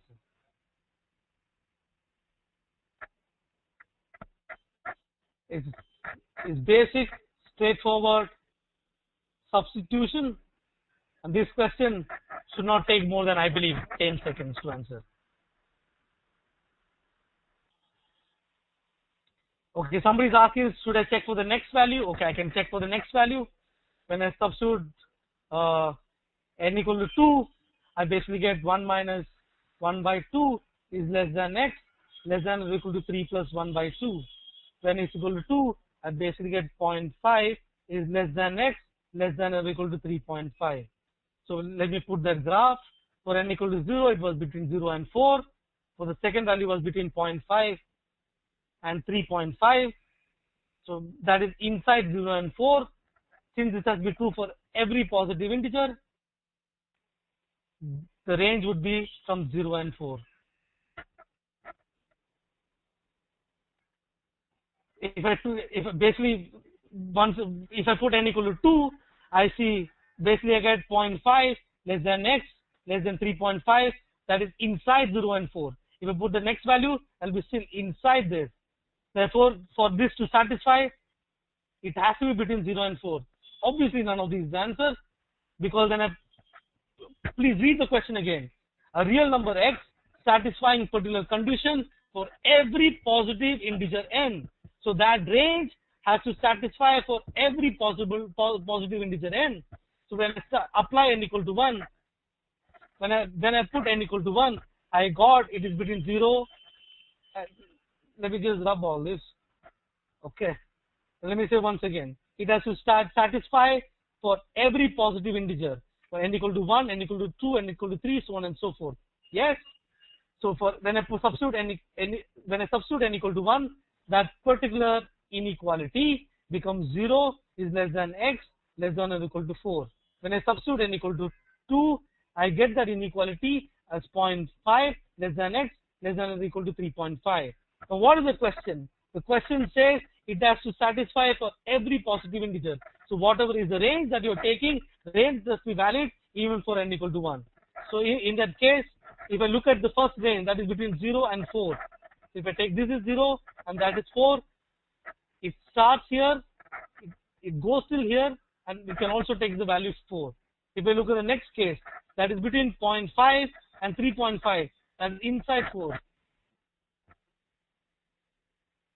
It has to be less than 4 for sure. Yes. Yes. Let me quickly move on. Yes.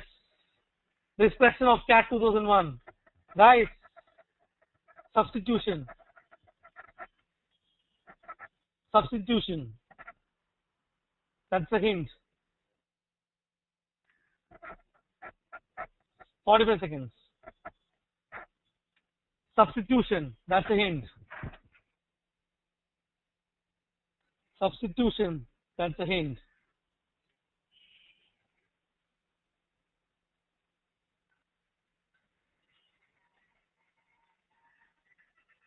Yes.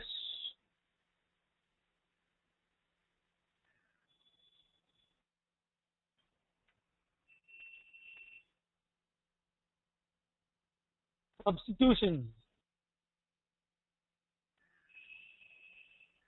Yes. So, some of you are giving me answer 5. No. The question is, when does that expression n cube minus 7n squared plus 11n minus 5 is positive, which means that is greater than 0.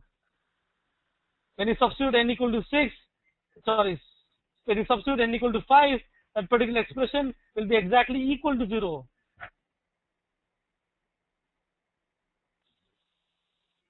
Look, it says m is the smallest positive integer such that for any integer greater than n, any integer n greater than or equal to 1, the quantity is positive. So basically the value that m is basically taking is 4, 5, 6, 7, so on and so forth. When I substitute n equal to 1, when I substitute n equal to 4, because option number 1 says n equal to 4, into that particular expression, I get that expression to be negative, so I can eliminate 4. When I substitute n equal to 5 cube, which is 125, minus 7 into 5 square, plus 55, minus 5, when you make the substitution, you basically get that value equal to 0. At 5, that expression becomes 0, which basically means that at 6, the expression becomes positive. So answer is not 8, the answer is actually 6.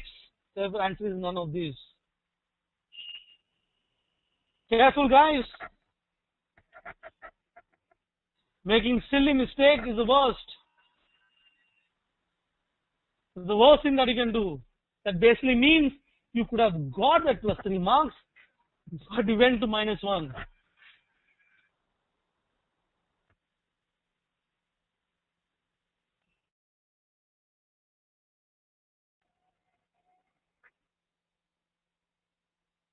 Yes. Yes. So let me now move on. My set 3. My set 3 is a little bit of graphs.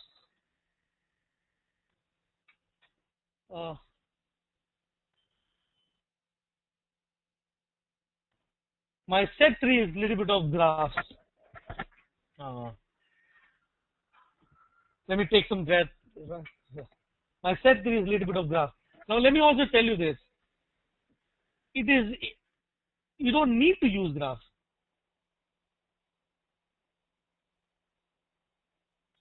But my jugaad, I like using graphs.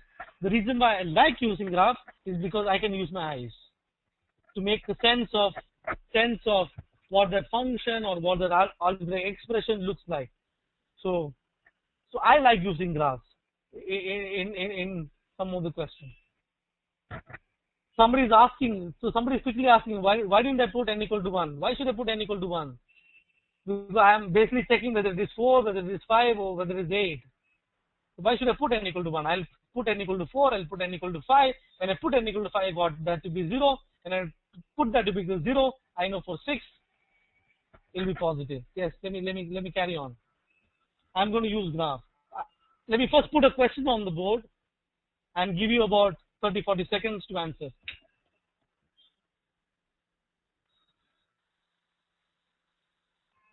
Or let me take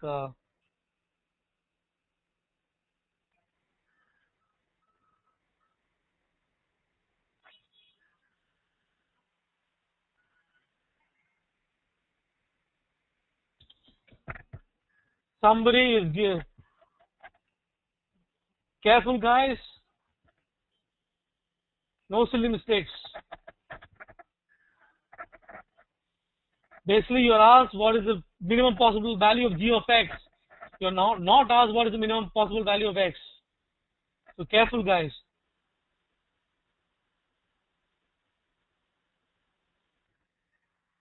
Yes, most of you are getting the answer right. The answer is none of these. Answer is none of these. Answer is not 1.5. But those who are giving me answer is 1.5, I can straight away say they're making silly mistakes. They're making silly mistakes. So basically, in this particular question, let me give you a good old method of graphs. Yeah. So one sec.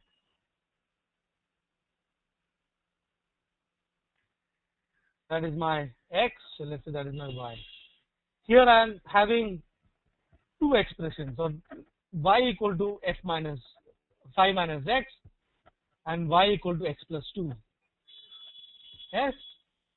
So if I plot the first graph, y equal to 5 minus x, that basically is, this is 5 and that is 5. That's how the first graph looks like. Y equal to x plus 2. When x equal to 0, y equal to 2. When x equal to 0, y is equal to 2. When y equal to 0, x equal to minus 2. Something like that, yes? So basically, what does g of x basically means? G of x is a maximum of f of minus x and x minus 2. If I take this point, the maximum would be between this and this. The maximum will be this point. The maximum will be this here. The maximum will be this here. So basically, my g of x is something that goes like this and goes like that. That is my g of x. So the smallest possible value of g of x is nothing but this point, which is the intersection point. You need not draw this graph. Yes, but for some of you who are comfortable with graph, who straight away solve this problem by saying the maximum happens, sorry, the smallest possible value in this case, not the maximum, the smallest possible value in this case happens, then 5 minus x equal to x plus 2. When 5 minus x equal to x plus 2, that means x equal to 1.5. The maximum happens when x equal to 1.5, but I need to figure out what is the maximum possible value of g of x. When x equal to 1.5, g of x is nothing but 5 minus 1.5 or 1.5 plus 2, which is 3.5, and that is the answer. Therefore, none of these. So I'm going to come there personally and give you one back for those of you who wrote as 1.5, because that is a silly mistake. Please avoid silly mistakes. Somebody is asking, in these type of questions, can I straight away equate? Yes, you can. Please understand this. It depends basically on the graph. So let's say if both the graphs are positive, let's say if both the graphs are positive, then I don't have a sense of a minimum value. Okay. If one graph goes like that, another graph goes like that. One sec. Let me. In this case, I've taken the maximum value.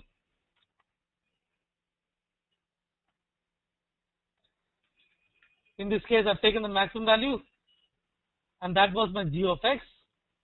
In this case, the maximum value will be like that.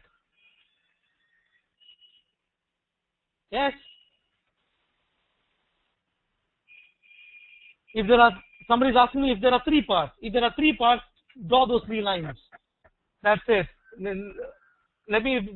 Somebody is asking me if there are 3 parts. Let's say there are 3 parts. So let's say I have a line that goes like that. Let's say next line goes like this. Let's say the third line goes something like that. Let's say those are the 3 lines. So all I have to do is, once you draw the 3 lines, then in this case, if I say g of x is maximum of those 3 lines, the maximum here is basically this. Once it touches here, the maximum there is basically that. That's it. Yes. So while in this case you can straight away put 5 minus x equal x plus 2, I will always advise to quickly draw a graph to get a sense. Yes. That was CAT 2003. This is CAT 2006. Somebody was asking, does CAT questions repeat? Check this out. You can say CAT repeat.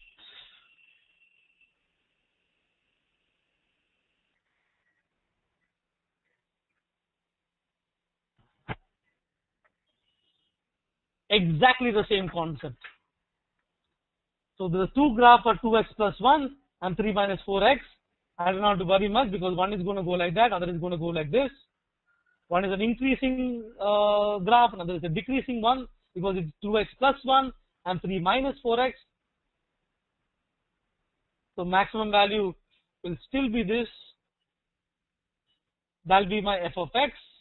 The minimum, the smallest possible value, which is this point, will still be the point of intersection. So even in this case, I'm basically doing 2x plus 1 equal to 3 minus 4x. Find the value of x. Once you find the value of x, plug that back into 2x plus 1 or 3 minus 4x, you get the answer. So once I basically substitute this, I get that to be, I think, 1 by 3. 2 by 3 plus 1, I'll give that answer to be 5 by 3. In Smriti, you're asking, are we basically calculating intersection point? No, because in this specific case, I'm calculating intersection point because the minimum points, the minimum value was that intersection. That is why I'm saying, just quickly draw the graph so that you can be sure. And you're not making any silly mistake. You can solve directly by equating in this specific case. Please note, guys, that is because the minimum point was the point of intersection. It is not necessary. For example, if a graph goes like that, another graph goes like this, then the minimum point is actually something that goes to minus infinity. Yes.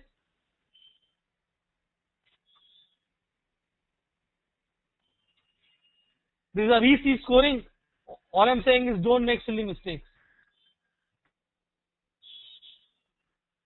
2nd, 2004. I believe this question was discussed yesterday for those who attended the session. Otherwise, just can you just have to draw a rough graph. I'm not basically asking you to draw exact graphs.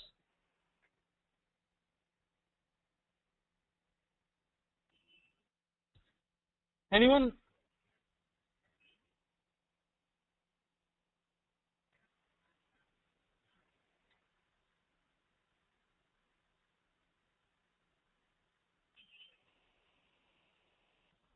Okay. Again, here there can be multiple approaches, guys. Okay. But I'm going to use the approach of graph because it helps me understand the question using my eyes. Yes. So my approach is the graph approach. You can use any other approach. So what is the function here? Or the expression here?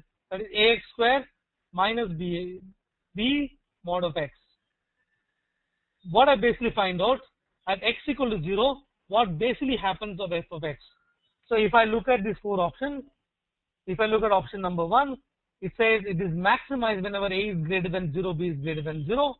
Option number 2, maximize whenever a is greater than 0, b is less than 0. Option number 3, minimize when a is greater than 0, b is greater than 0. Option number 4, minimize when a is greater than 0 or b is less than 0. So the sense that I'm getting from this option,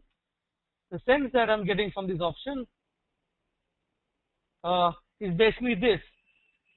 So what I need to figure out whether at 0 that expression is maximum or minimum.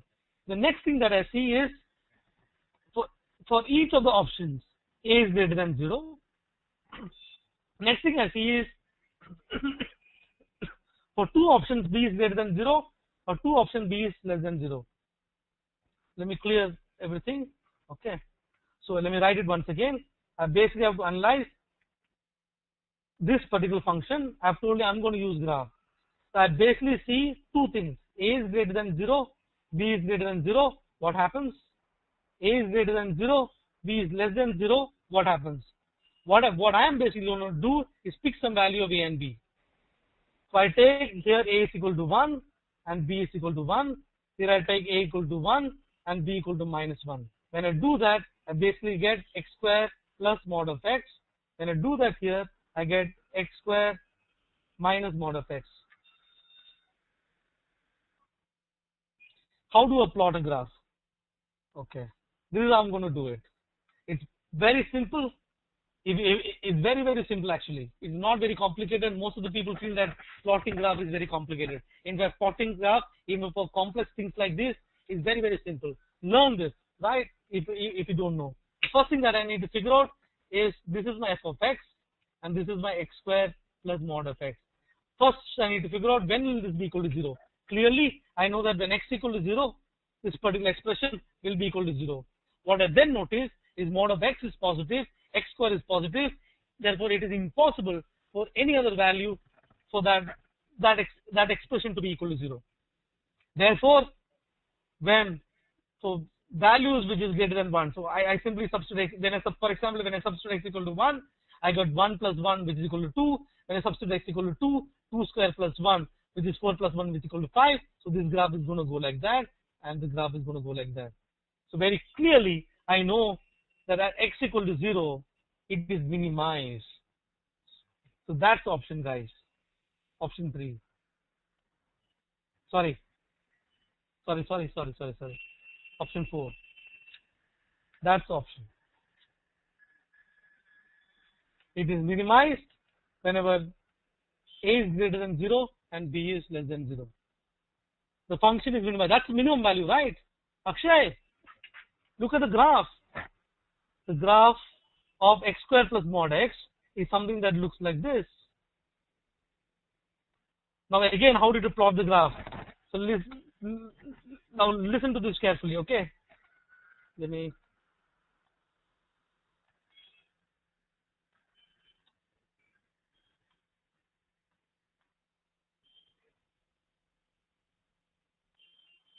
I'm going to plot. This is going to be a little helpful, guys, because I'm going to plot this graph, and this graph looks little uh, looks a little lovely, I can say. Yes. Anyways, if I look at this graph, I know there's an x square. When there is an x square, I know it's a parabola. Yes.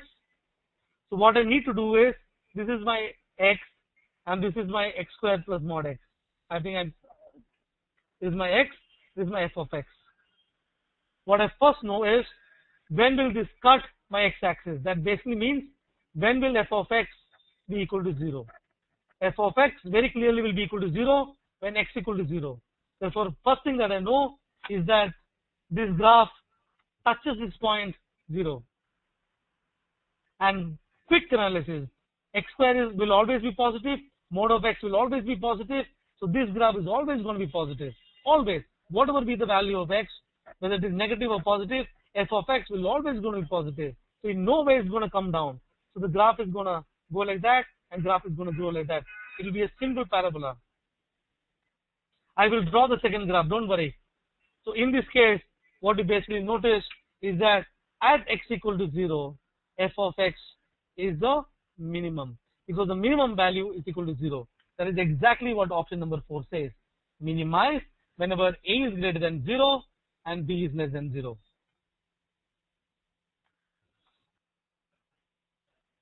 Minimize when a, let me just plot this graph. Okay, first, so I'm going to plot the graph of x square minus mod of x. Yes.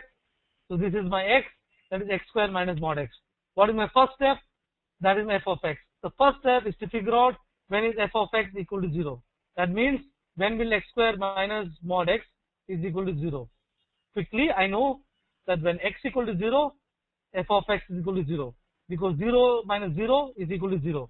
So one point that I get is this point, which is 0. Next, I quickly see 1 minus 1 is equal to 0. So 1 square minus mod 1 is equal to 0, and also minus 1 square minus mod of minus 1 is also equal to 0. So this expression is also equal to 0 when x equal to 1 and x equal to minus 1. So I know this thing is also going to cut at minus 1 and 1.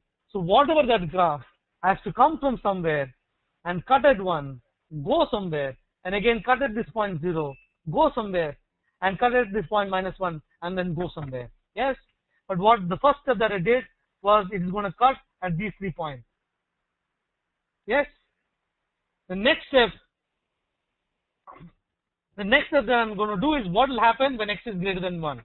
All I'll do is substitute a value x greater than 1. So if I substitute x equal to 2 in this expression, if I substitute x equal to 2, 4 minus 2 is 2, so that is from here. So this graph is going to come from there. What happens between 0 and 1? All I have to do is substitute one value between 0 and 1. Let me take that value to be 0.5. And x equal to 0.5, I get 0.5 square is 0.25, minus 0.5 is minus 0.25. So therefore that is going to go down. But it has to cut at 0, so it will come up again. What will happen between minus 1 and 0? All I have to do is pick a value between minus 1 and 0. That is minus 0.5. So if I substitute minus 0.5, x becomes minus 0.5 square is equal to 0.25, minus of mod of 0.25 is 0.5. Again, I'm getting a negative value. It's again going to touch here. Then what happens after minus 1? Take any value beyond minus 1. So if I take minus 2, I'll get that expression to be equal to 2. That's how it's going to go. So that is how that graph is going to look like. Yes.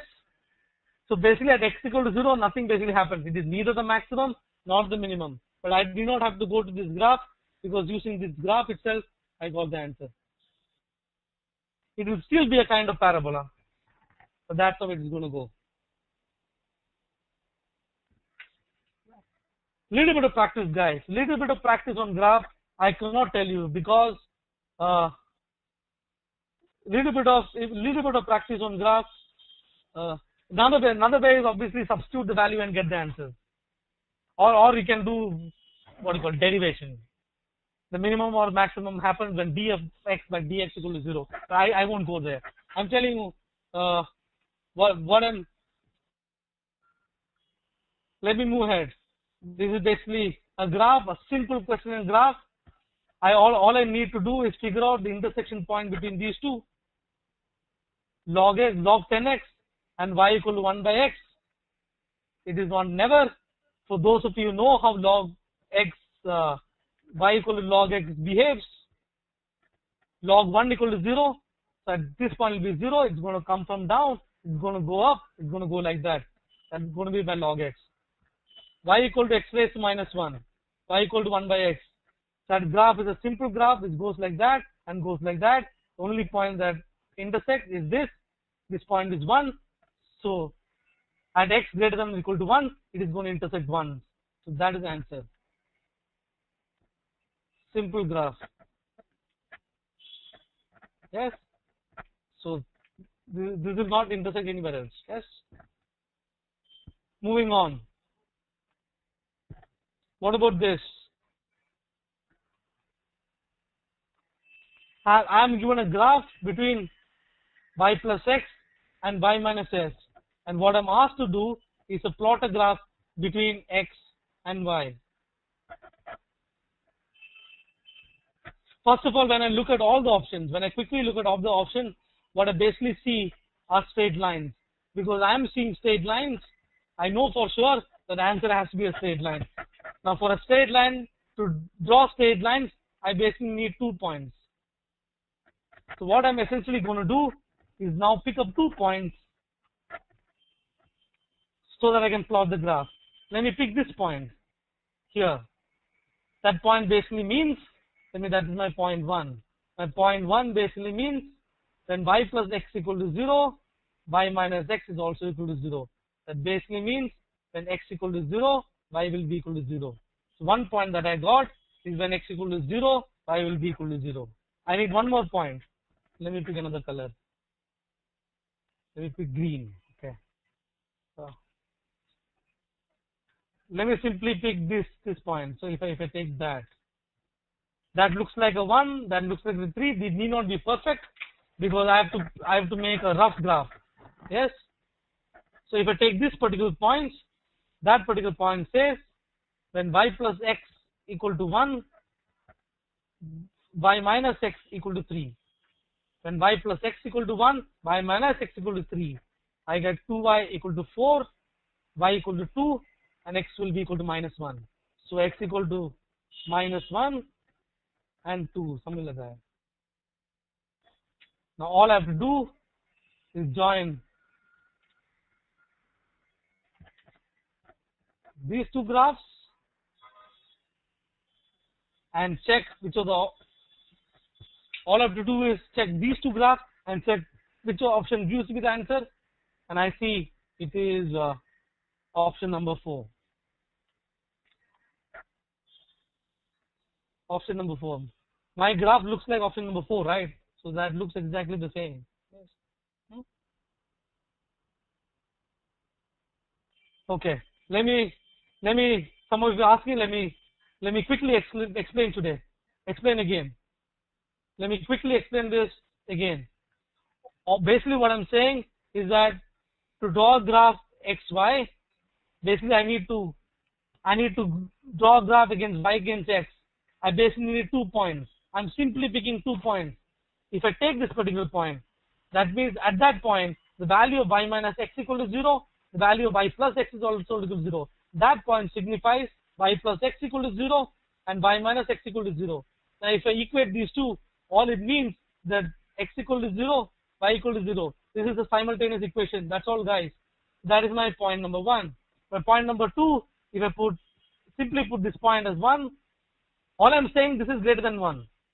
Yes, this distance is more than that. This distance is more than that distance. Is greater than 1. I simply took that as 3. That's all I did. So basically, that means this for this point, when y plus x equal to 1, y minus x equal to 3. So my second point is when y plus x equal to 1, y minus x equal to 3. I'm just solving the simultaneous equation. I get when x equal to minus 1, y equal to 2. When x equal to minus 1, y equal to 2. All it means, that particular straight line is leaning towards your y-axis, and that passes through the circle.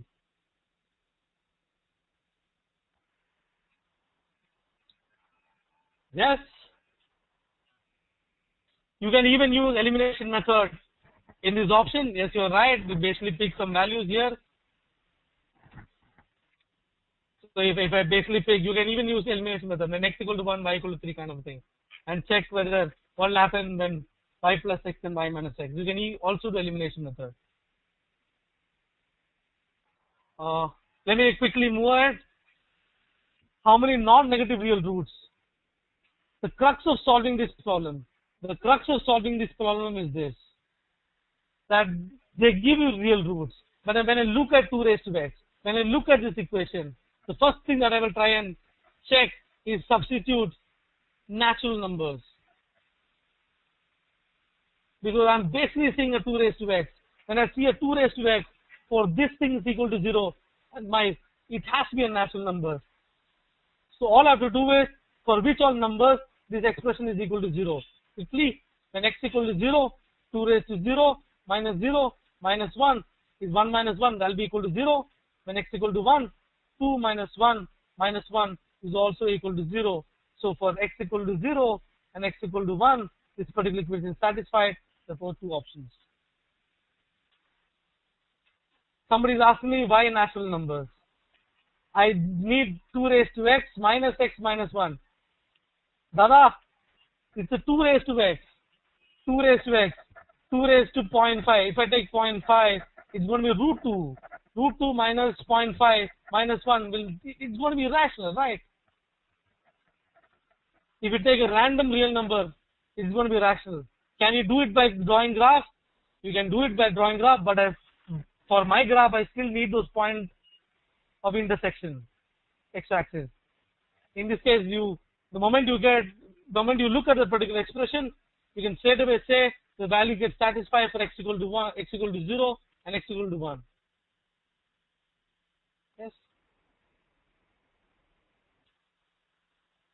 Somebody is asking me, how can you be sure? Somebody is asking me, how can you be sure? Look at the expression. Have a feel for the expression. Imagine x equal to half. When I take x equal to half, 2 raised to half minus 1. But what is 2 raised to half? 2 raised to half is root 2. I basically have a rational number minus a rational number. How can that be equal to 0? Yes? So the moment I look at this equation, I see a 2 raised to x. My mind must go to natural numbers. Moving on.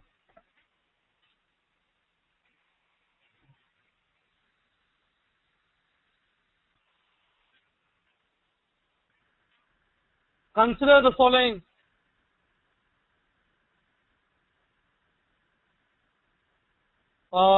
Consider this following question.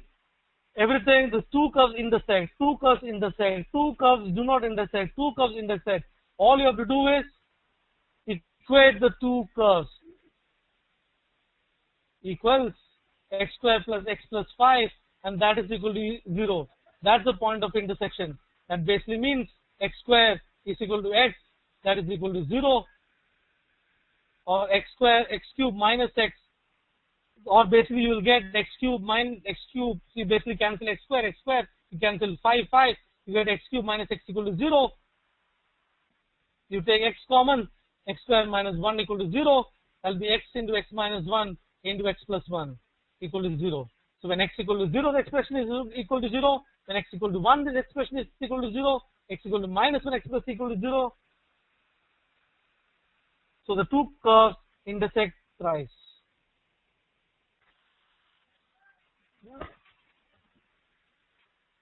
So basically you simply substitute, get the answer. Not difficult.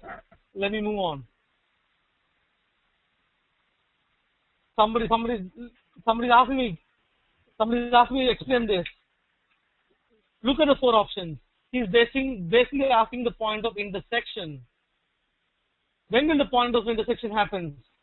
When whatever is the value of this is equal to the value of that. That is when the point of intersection happens.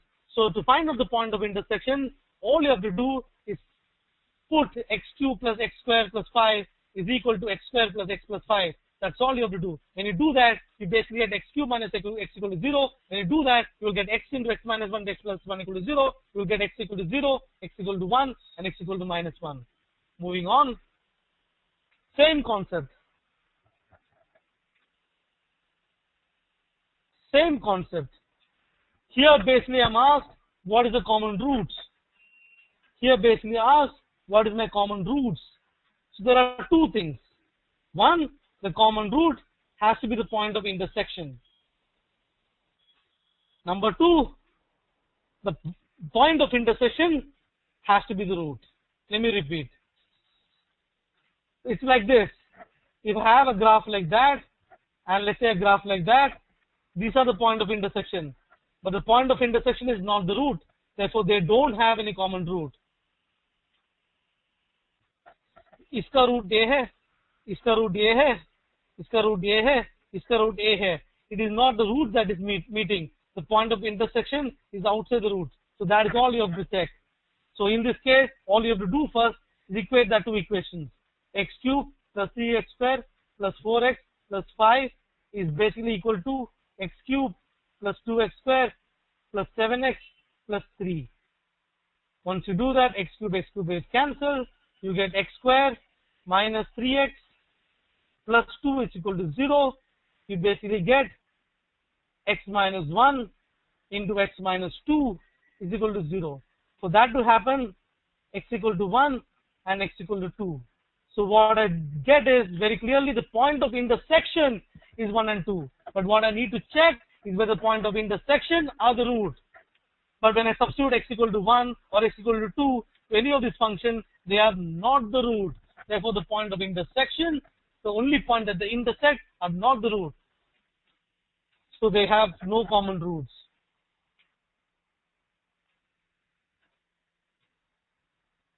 Yes? I'm going to move on. This one. Somebody is saying, please explain. Shruti, I need to find out what is common root. What does common root means? Let me first draw a graph. Let's say I have the graph like that, and I have the graph like that. What is the point of intersection? The point of intersection is this. And let me look at another graph. Like that, and like that. What is the point of intersection? Here. And the point of intersection is here. But what are the roots? The roots is when it cuts the x-axis, right? The roots are these. But the roots don't intersect. They don't intersect at the root. But in this case, they intersect at the root. So the step is, first, find the point of intersection. To find the point of intersection, equate this to equate that. You don't know. Right? And the second thing that you have to do is check whether the point of intersection is a root. So when I checked the point of intersection, I got x equal to 1 and x equal to 2. They intersected x equal to 1 and x equal to 2. But when I checked whether x equal to 1 or 2 is the root, they are not the root. So, right, where they intersect somewhere, but they do not intersect at the root. Therefore, there are no common roots. Yes. Moving on. This one is pretty straightforward. I am not solving this now. Basic substitution. You basically substitute these values, substitute some couple of values, you will get answer to be x equal to 2.5. This question is simple substitution. Yes?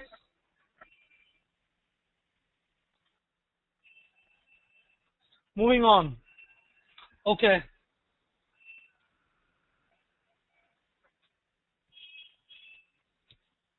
For this particular question, somebody is asking me this question. Do you have time? Yes, I have time. So let me solve this. Sorry.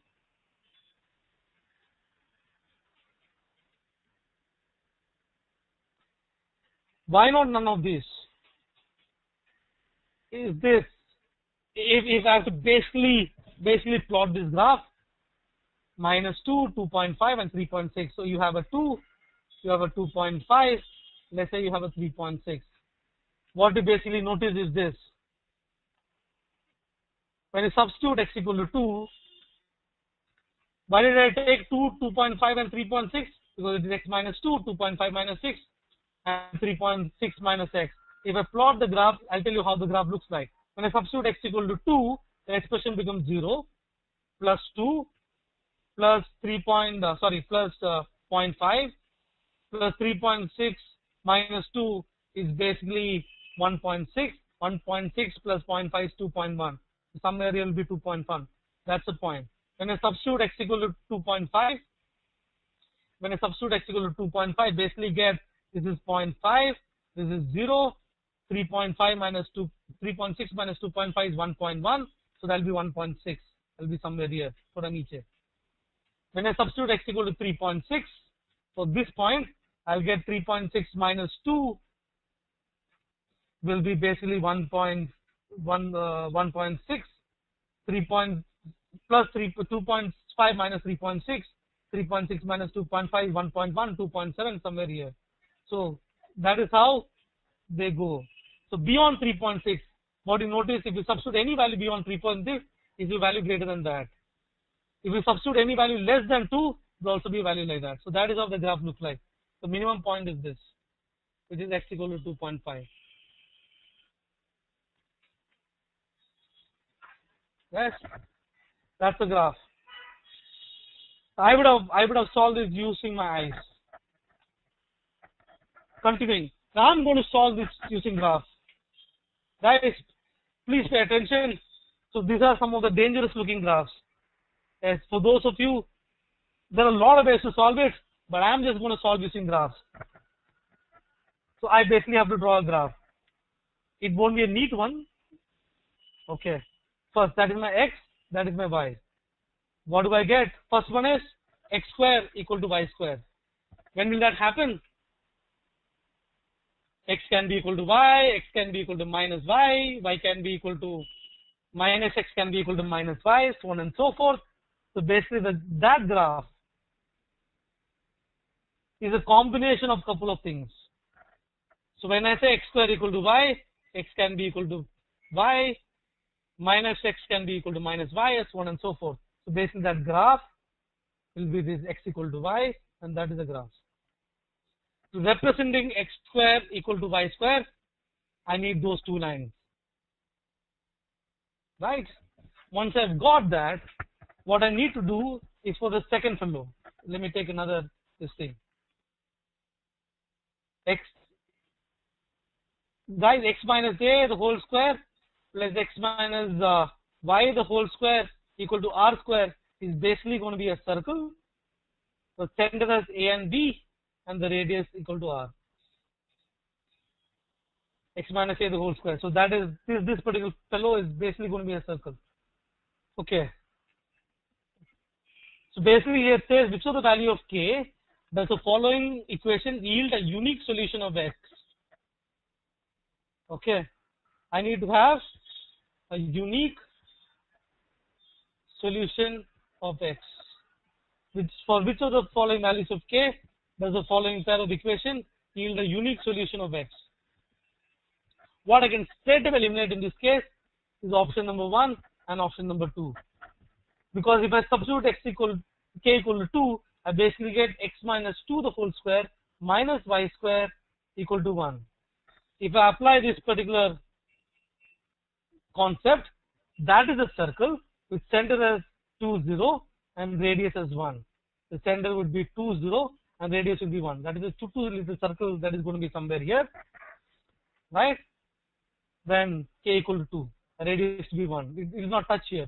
So it will not have any solution. Yes? Let me take the second fellow. When k equal to 0. When k equal to 0, the expression becomes x square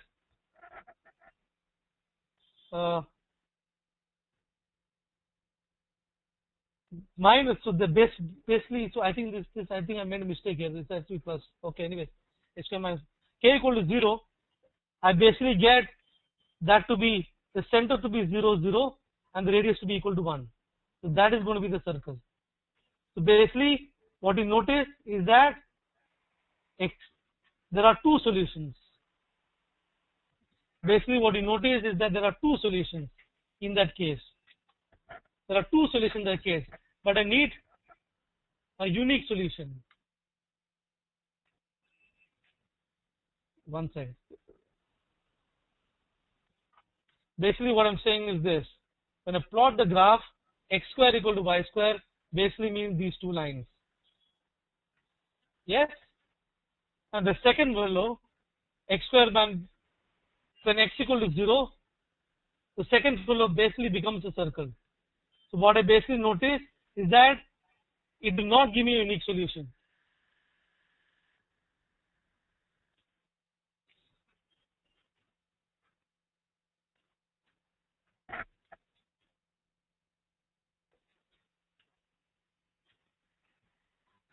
Okay, there is a little bit of error in this particular question.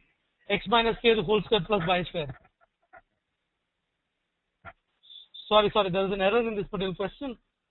Anyway, case, there's an error in this question.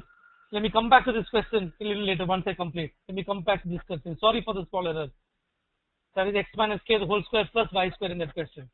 Okay, small error in the question. Yes? Huh? Yes, you are right. It's not x square minus y square. It's actually x square plus y square. The error in the question. I'll come back to this question, guys. Sorry there. Let me look at this particular question in this case. I'll come to question number 26 in a while. It says, what is area bounded by these three curves? Mod of x plus y equal to 1, mod of x equal to 1, and mod of y is equal to 1. What is the area bounded by this curve? So the first step is to draw these curves. What does mod of x plus y is equal to 1 means? Basically means x plus y can be equal to 1 or x plus y can be equal to minus 1. That is what it means. X plus y equal to 1 will be that line at 1 and 1. X plus y equal to minus 1 is this line which is minus 1 and minus 1, which will be that line. So mod of x plus y equal to 1 are these two lines. When I look at the second one, which is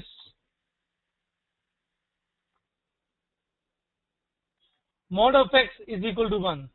When I say mod of x equal to 1, x can be equal to 1 or x can be equal to minus 1. X can be equal to 1 is basically that line.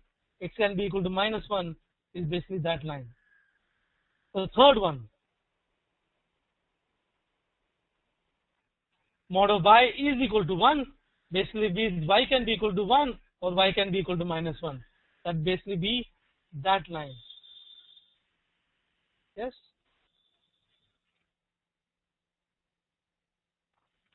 So the region that encloses all these things is this square, that square, this triangle, and that triangle. That's the area bounded by all these three curves. That will be that square. Area of this square, the side is equal to 1, the area of side is equal to 1, area of this square is also equal to 1. This is half of 1, 0.5. So these two put together will also be equal to 1. So 1 plus 1 plus 1 is equal to 3. That's the answer.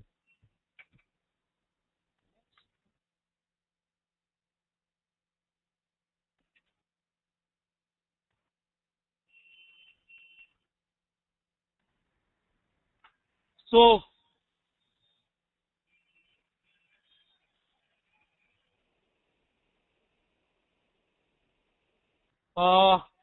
this question, this is for me a 10-second problem. I basically see PQR equal to 1. All I'm going to substitute is equal to P equal to Q equal to R equal to 1. So that expression has to be 1 by 3 plus 1 by 3 plus 1 by 3. That should be equal to 1. This option does not give me that. This option does not give me that. This option does not give me that. The only option this gives me that is option number 4, which is equal to 1. Yes? Simple substitution. All I have to substitute, basically PQR is equal to 1. It's given PQR is equal to 1. PQR is equal to 1. So I substitute P equal to Q is equal to R equal to 1. Right? Then PQR is equal to 1. When I plug that to this expression, this is 1 divided by 1 plus 1 plus 1, 1 by 3. This is also equal to 1 by 3. This is also equal to 1 by 3. So 1 by 3 plus 1 by 3 plus 1 by 3, that's equal to 1. So when I substitute t equal to q equal to r equal to 1, this idiot is giving me 3, this is giving me 3, this is giving me 1 by 3, but I know answer has to be equal to 1. Why do you have to substitute fraction? Okay, let me move on. Quick. Again, substitution. I'm going to quickly solve. I get x raised to 2 by 3 plus x raised to 1 by 3 minus 2 is less than or equal to 0. Yes? First, a simple thing substitute is x equal to 0. What happens? When x equal to 0, minus 2 is less than 0. Therefore, which is true. Yes? That is true. Therefore, whatever is your range must have 0. So this does not have 0, that goes. Option number 4 does not have 0, that goes because it is between 1 and 8. Next, all I have to check is for one extreme. Let me check for 8. 8 raised to 2 by 3 plus 8 raised to 1 by 3 minus 2. Check whether this is true. 8 raised to 1 by 3, as you know, is equal to 2. So this will be 2 square, which is 4, plus 2 minus 2. 4 plus 2 minus 2 is equal to 4. Sorry, it's equal to 4. 4 less than or equal to 0 is false. I know it cannot have 8. Because it cannot have 8, option number 5 goes, option number 2 goes. What left is just option number 1. So plain and simple substitution. Yes?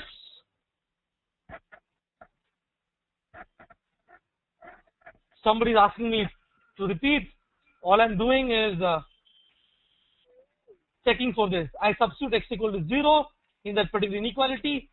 I get that inequality to become minus 2 less than or equal to 0, which is a true statement, which means whatever is the range must have a 0.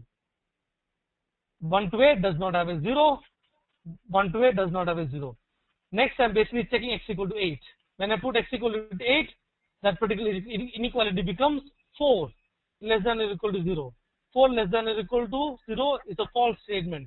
Because it is a false statement, it cannot have 8. It cannot have 8. It cannot have 8. It cannot have 8. This guy. One said, when you have eliminated the impossible, whatever remains, however improbable, must be the truth. So there you go. Substitution. Simple. Okay. This looks a little complicated. So let me go with this. It is 2 raised to something. This is 9 raised to something. 81 raised to something. So I'll just simply compare these two terms. So 9 raised to 0.2y should be equal to 81 raised to 1 by 5. 81 raised to 1 by 5 is basically equal to 9 raised to 2 by 5. 9 raised to 2 by 5 is equal to 9 raised to 0.4. 0.2y should be equal to 0.4. Y equal to 2. Only option number 5. Yes? Substitution. Again.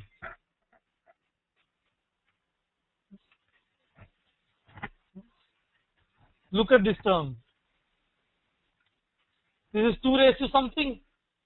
This is 3 raised to something. This is 2 raised to something. This is 3 raised to something. The left hand side is 2 raised to something into 3 raised to something.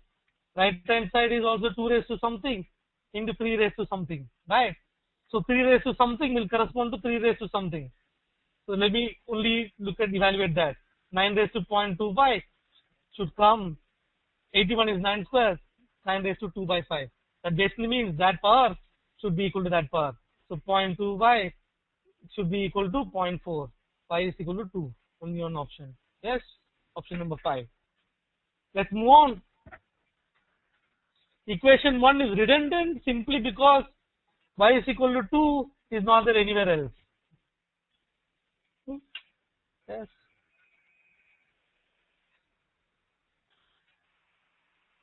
Okay. We have half an hour more, so I have a lot of questions on permutation combinations. Once I'm done with this, and I've missed the question, I think there's a small error, so I'll correct that, guys. Yes. And at the end of the session, I'll leave my email address. So if you have any specific queries from anywhere, just shoot it to me. I will try and address those. One dangerous looking problem. First of all, guys, my first love is PNC. The reason why my first love is PNC is because PNC is about logic and PNC is not about math. So what you essentially need to understand is this, that if your logic is right,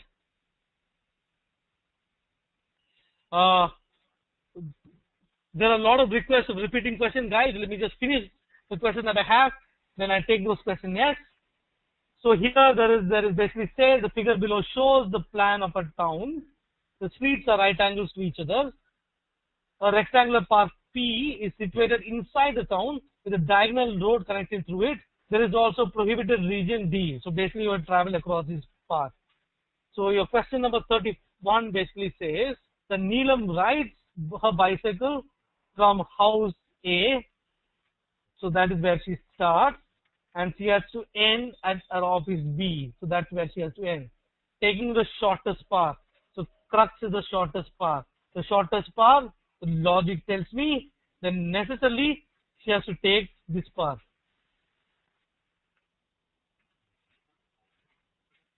Yes? Then the number of possible shortest path that you can choose is this.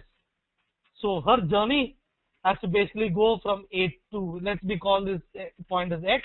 Let me call this point as Y. Here she has to travel from A to X, then X to Y, then Y to B. Yes?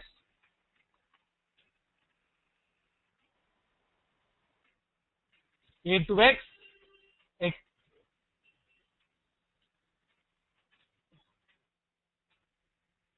A to X, X to Y, and Y to B. What is pretty clear, X to Y, there is just one way. So what I need to figure out is A to X. Yes, guys, a lot of you getting the answer. 90 is the right answer. So those of you who have got 90 is splendid. Yes. For those of you who have not got 90, explain to what I'm saying. So from A to X, all I'm basically checking is this path. So that is a choice that A has. So in this, A is basically taking 2 horizontal steps and 2 vertical steps. So the problem is from A to X, it is nothing but rearranging HHVV. It is like your onion problem. Number of ways of rearranging this. This is 5 factorial divided by 2 factorial, 2 factorial. That 2O is for the 2O that repeats. And next 2 factorial 2N that repeats. Right? Same logic. So that will be 4 factorial divided by 2 factorial, 2 factorial, which is equal to 6. There are 6 ways. Y to B. Y to B, that's the path.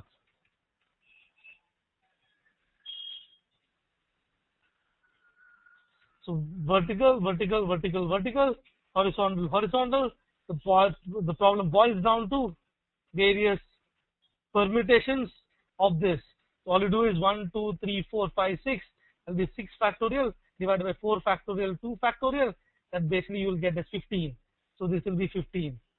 16 into 15 gives me 90. Answer. Yes, guys?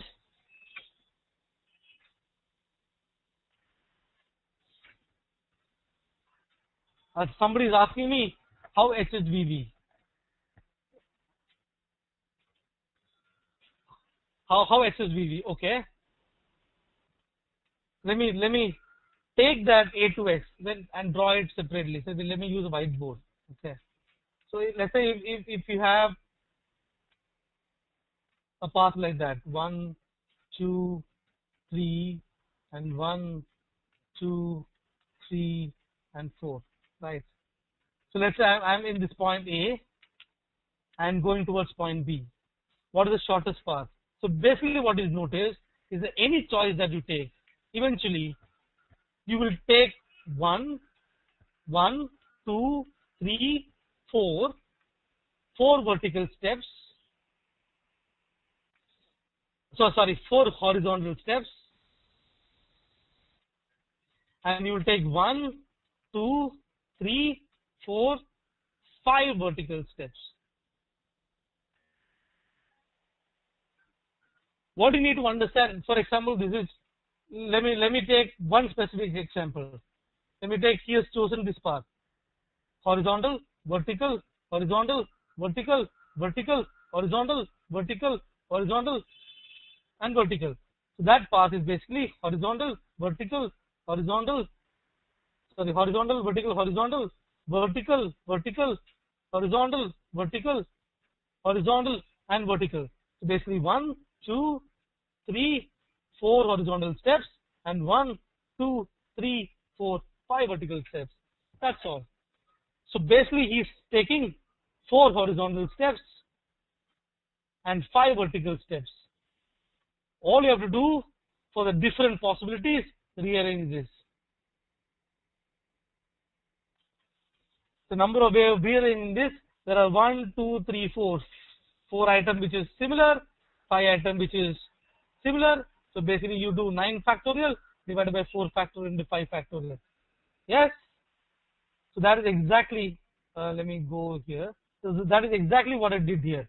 HHVV, that is 4 factorial divided by 2 factorial. So actually this is VV, it doesn't matter. Horizontal, horizontal, VV. So it will be the same. Horizontal, horizontal, horizontal. Ouch.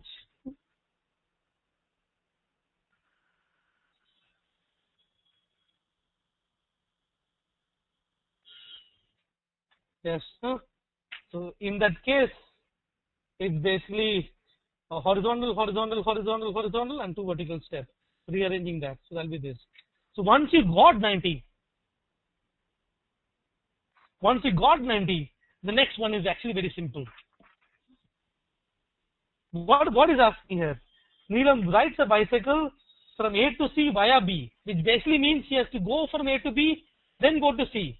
Now what I know is that A to B is 90. The answer will be 90 multiplied by something. So basically answer has to be a multiple of 90. This goes, this goes, this goes. Correct. Let me first clean all this here. Okay. So in the second case, he's moving.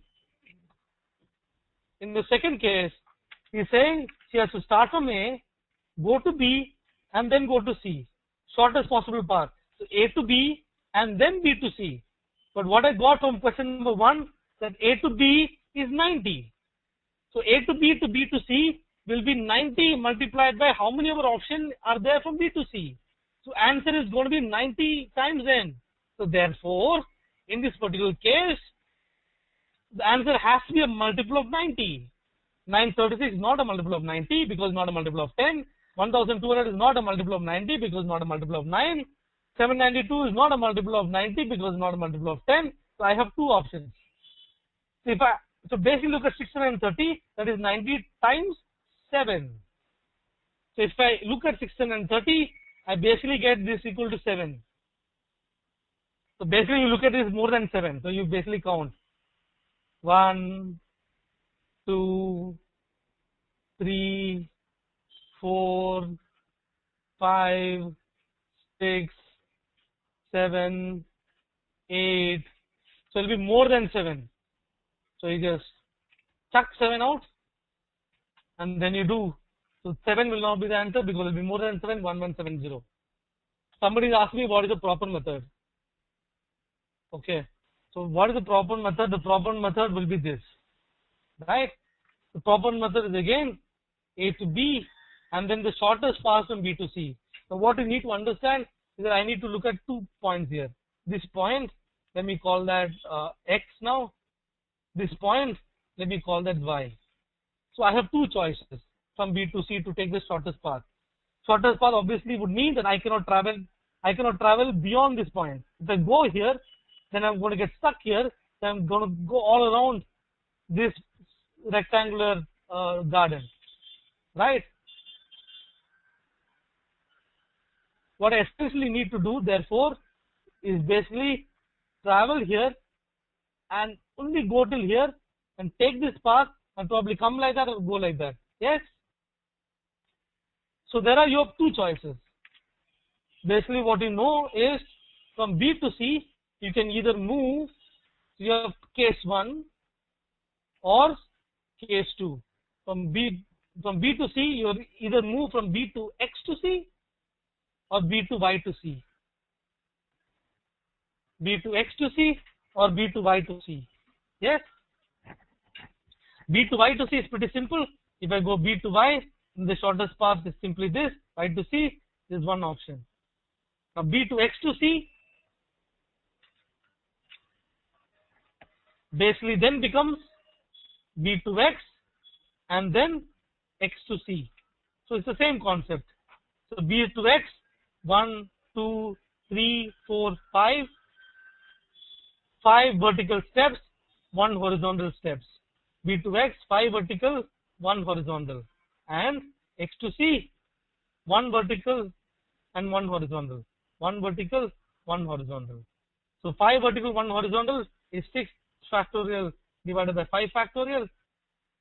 And 1 vertical, 1 horizontal is basically 2. So 6 factorial by 5 factorial is 6. 6 into 2 is 12. So you'll get 12 cases here. You'll get 1 case here. 12 plus 1 is equal to 13. It is going to be 13 times 90. So you'll get the answer to be 1160. Yes.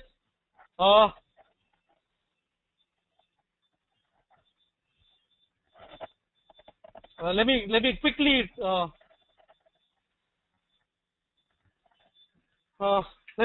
quickly now. So we have less time. Have half an hour more. Ouch. Guys, for those of you who have got any problem, any question, there are too many of you. I'm not able to address all your individual query. Keep it with you. Yes, I will leave my email address. I normally answer my mail, so you can ask a specific question to me. Okay, and maybe I'll share my number, and we can even chat over the phone. Yes. So let me quickly go. It's actually pretty straightforward. If I look at this y goes 4, 8, 14, 12, 32, 44. Difference here is 4, difference here is 6, difference here is 8, difference here is 10, difference here is 12. This difference is 2, this difference is 2, this difference is 2, this difference is 2 here. So it is basically a second degree. Therefore, that relationship has to be a second degree. Therefore, option number 2. Yes.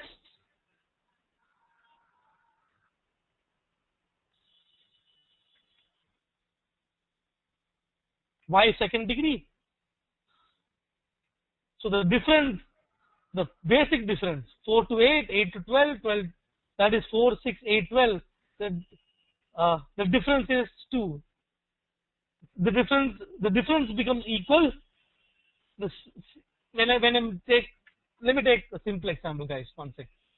Let me take a simple example. Okay. There are 2, 3 options. You can simply plot this, and that looks like a parabola, anyways. So let me take y equal x square. When I take y equal x square, the value will be 1, 4, 9, 16, 25, so on and so forth. Let me take the first difference. First difference is 3. This is first difference is here 5. First difference is 7. First difference is 9, so on and so forth. I take the second difference. The second difference becomes equal. So whenever the second difference is equal, that's the second degree. When the third difference is equal, that's the third degree. When the first difference is equal, that is basically linear. So basically, look at this question again. Suitably chosen constant of A, B, and C. Exponential. Dada, exponential goes like that. Sorry. It's pretty steep. This is not so steep. When it was 1, it goes to 4. When it's 6, it goes to 44. In which case, I can straight away element y equal to abx. I can straight away element y equal to e raised to a plus bx. Yes. Why can't it be none of this? Because it is very clearly second degree. A second degree equation are basically known as your quadratic equation. And this is like a quadratic expression. Yes. Moving on. Let me pick 1 second. Let me pick a question on permutation combination, pretty simple in fact.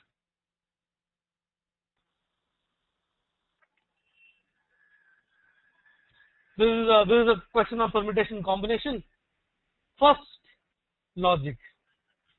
2, math. First logic and the second is maths. So let's look at what is the logic here. Logic says, okay, first of all, let me drop that down.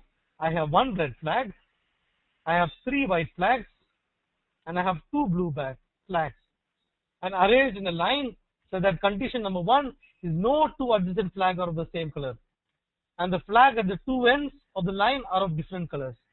So no 2 flags of the same color.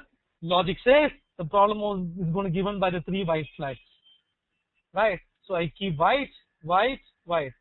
How many I have to put? I have to put 3 more. So I basically have 2 choices. One is like that, or one is like that.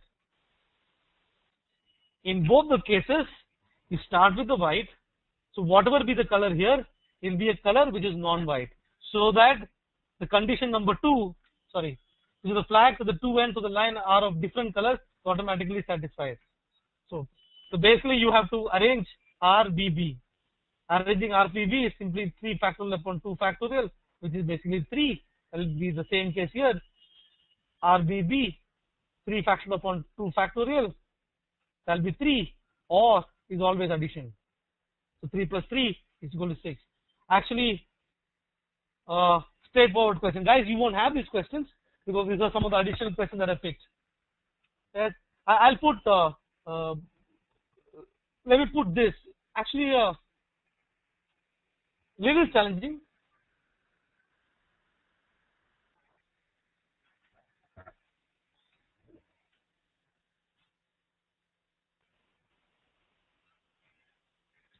Ten straight lines. 10. Somebody is asking, please saw the previous question for the minute. So there was a previous question. That was the previous question.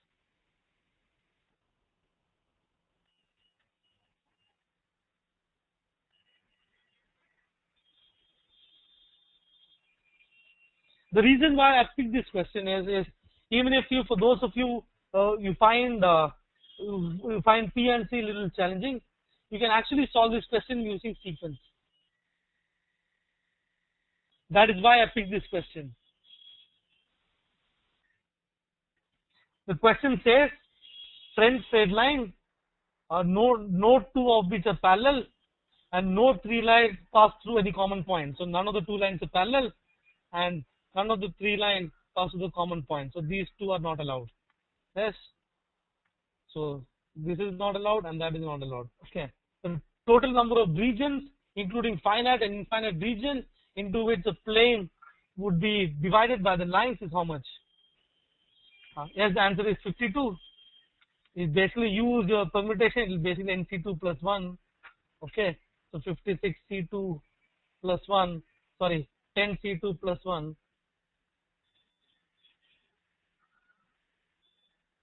Yes.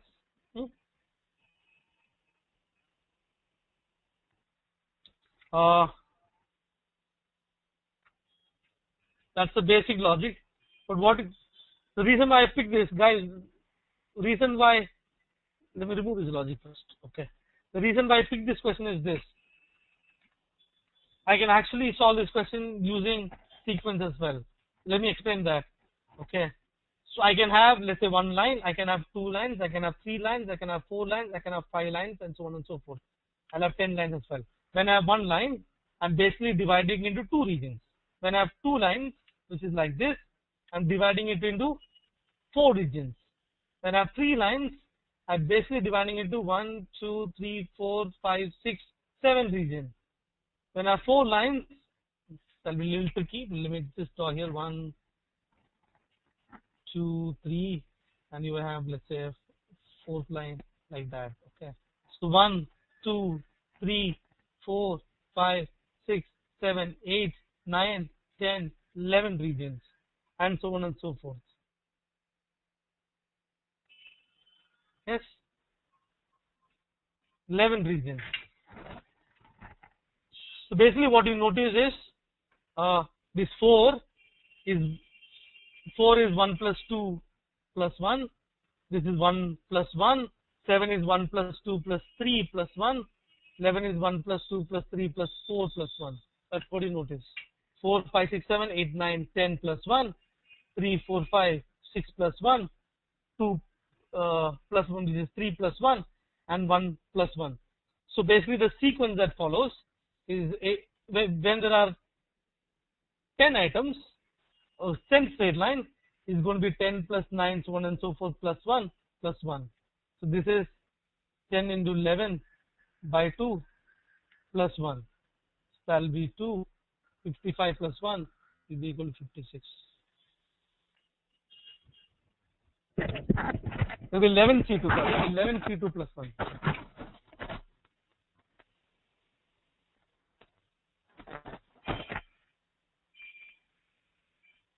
It will be 11 C2 plus 1, sorry.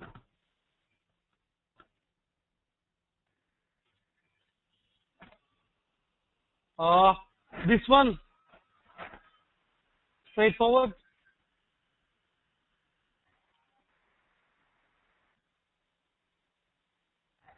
This one is pretty straightforward.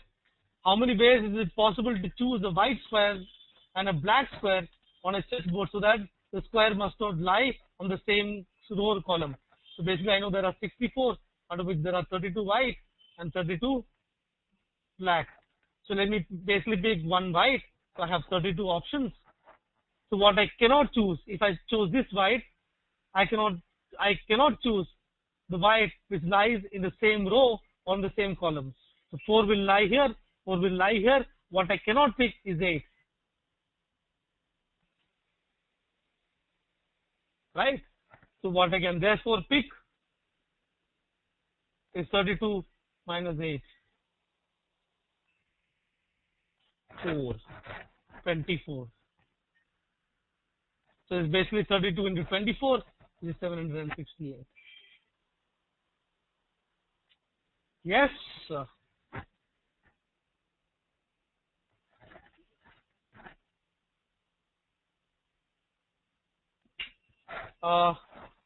This particular question, 2005 question. Previous question, how did I reach 8? Okay, one sec. You basically have a chessboard. Right, you have a chessboard which has got these white squares as well as these black squares, 8, 8 each. So I know that there are 32 white and 32 black, total of 64 squares. If I pick, let's say, one white, I can pick any of the 32. Let's say pick this one. What I cannot pick is a black in that column or black in that row. In that column there will be 4 black. In that row there will be 4 black. So out of the 32, I cannot pick 8. So what I can pick is one from the remaining 32 minus 8. That's it. Which is 24. So I'll be 32 minus 24. So basically you can just pick last digit 7 and 2 is 8, only one option, and the 4. This one.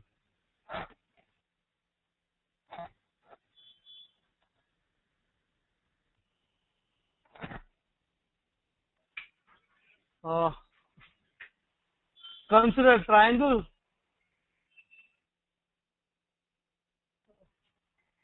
So consider a triangle in the xy plane. So I have basically points 41, 0, 41. Sorry, x equal to 41. This will be 41, 0. That will be 0, 41. So I have a triangle like that. Okay. So that is 41. That is also 41. Now it says each vertex represented by its xy coordinates. The number of points with integer coordinates inside the triangle. So I basically need to find out the number of points with integer coordinates inside the triangle. How many?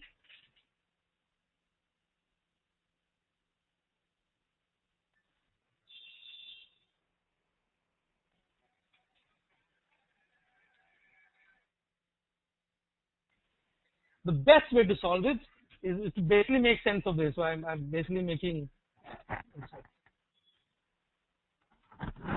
So let me just 1, 2, 3, 4. 1, 2, 3, 4. So let me take that point and that point. It's a small case. When you basically draw the line at 4, 0 and 0, 4, that's how the triangle is going to be. So in this case, when there is 4 and 4, the points will be 1, 2, and then 1. So then extrapolate that logic at 41 and 41. In this case, you're basically going to have 39 points. Then you will have next 38 points. Then you will have 37 points. Then you'll have 36 points. The problem basically boils down to 39 plus 38 plus 37, so on and so forth, plus 36. Sorry, up to equal to 1. The answer is simply 39 into 40. Right.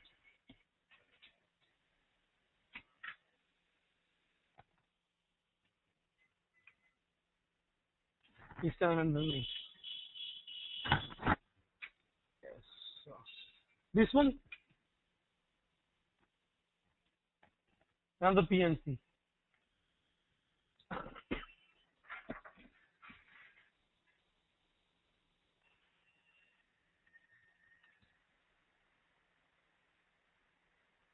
The points of boundaries.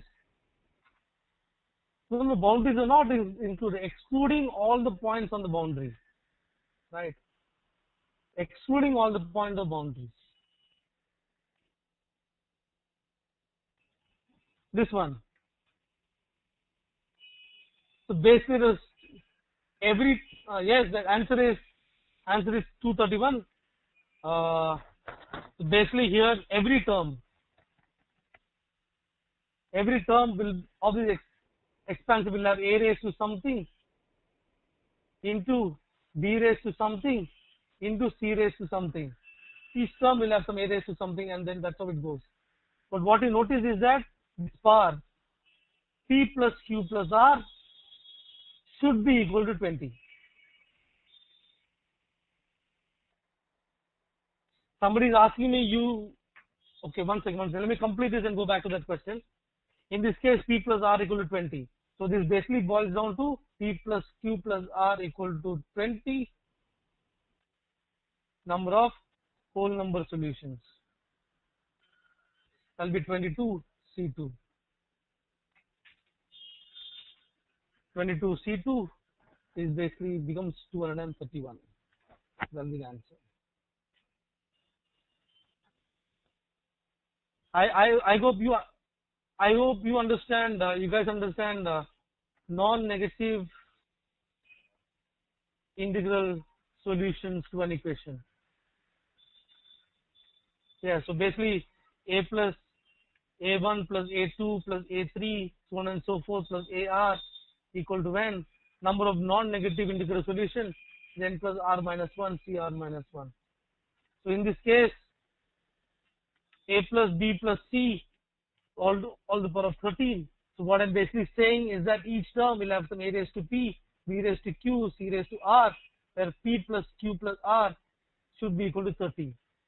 Number of non-negative solutions.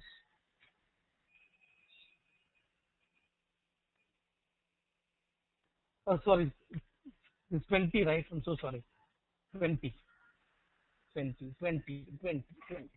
So p plus q plus r. So it will be 20 plus 3 minus 1, 22 C2. I made a mistake. It will not be n plus 2 plus 1. There will be n plus 1 C2. What if you need negative integrals? If you need negative integrals, the number of negative solutions will be infinity. Right. Let me.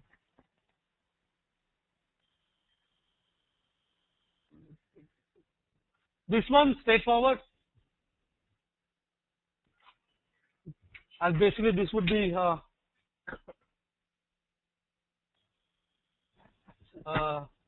this one. I'm given mod of b is greater than or equal to 1, x equal to minus a minus a mod of A into B. First thing that I'll do is A equal to 0, X will be equal to 0. So A minus XB can be equal to 0. Straight away, when A equal to 0, X equal to 0, A minus XB can be equal to 0. So option number 3 goes, because it is greater than 0. Option number 1 goes, it should be less than 0. These two goes straight away. Then the next thing all you have to do is substitute. Substitute a value of A, any value. It can be 1, 2, 3. Substitute a value of B. It can be 1, 2, 3, anything. Find out a value of X, plug that back, and check for these two options. Yes? Pure substitution. You will get option 2. Guys, I think. Let me take a pause here and tell you this. There are a couple of things that I will give you now. One is the fact that there are certain questions that I said I will get back to you. So one that I'll do is that tonight let me mail that across to you in terms of all the questions that I did not solve, and all the questions I said I'll get back to you. So I'll then mail that across to you. Second is that I'll do one more thing, is that I'll pose a solution, the normal mathematical solution to all these questions. That is number 1. Number 2 is I'll also post my solution to all these questions. That's the second thing that I'll do. The third thing that I'll do is let me leave my email address. That is gjo@careerlauncher.com. That is number 1. Number 2, my phone 97698 The best mode to contact me here is through SMS, because most of the time I'm inside the class, I'll not be able to pick the call. So if there is anything that you want to discuss over SMS, over the phone, we can do that. That's the email address. If you have any specific queries, please mail that to me as well. Yes. I'll also, so my promise are these 3. I'll be right on the board, my promises. 1, I'll post normal solution to all the questions. Second is I will also post additional question set that I used. Number 3, I'm going to post also my solution. This I'll post in GP Speaks website. Yeah, the GP Speaks forum. So you can access that. That'll be careerlauncher.com/GP Speaks. Yes. And second thing is that a lot of people were asking me, and one more thing is that let me get back to you with a second session on this, because there will be areas on set theory. Some of you are asking questions on PNC and so on and so forth. Yes. And maybe little more questions on maxima, minima. Basically, in this session, I was able to touch upon little concepts. This I'll get back. This I can't promise now. I'll just get back on this. Okay, this fourth concept. Yes. So guys, thank you so much. Thank you so much. I hope whatever I did was a little beneficial to you guys. I mean, of course, it has to be before 15, guys. Yes.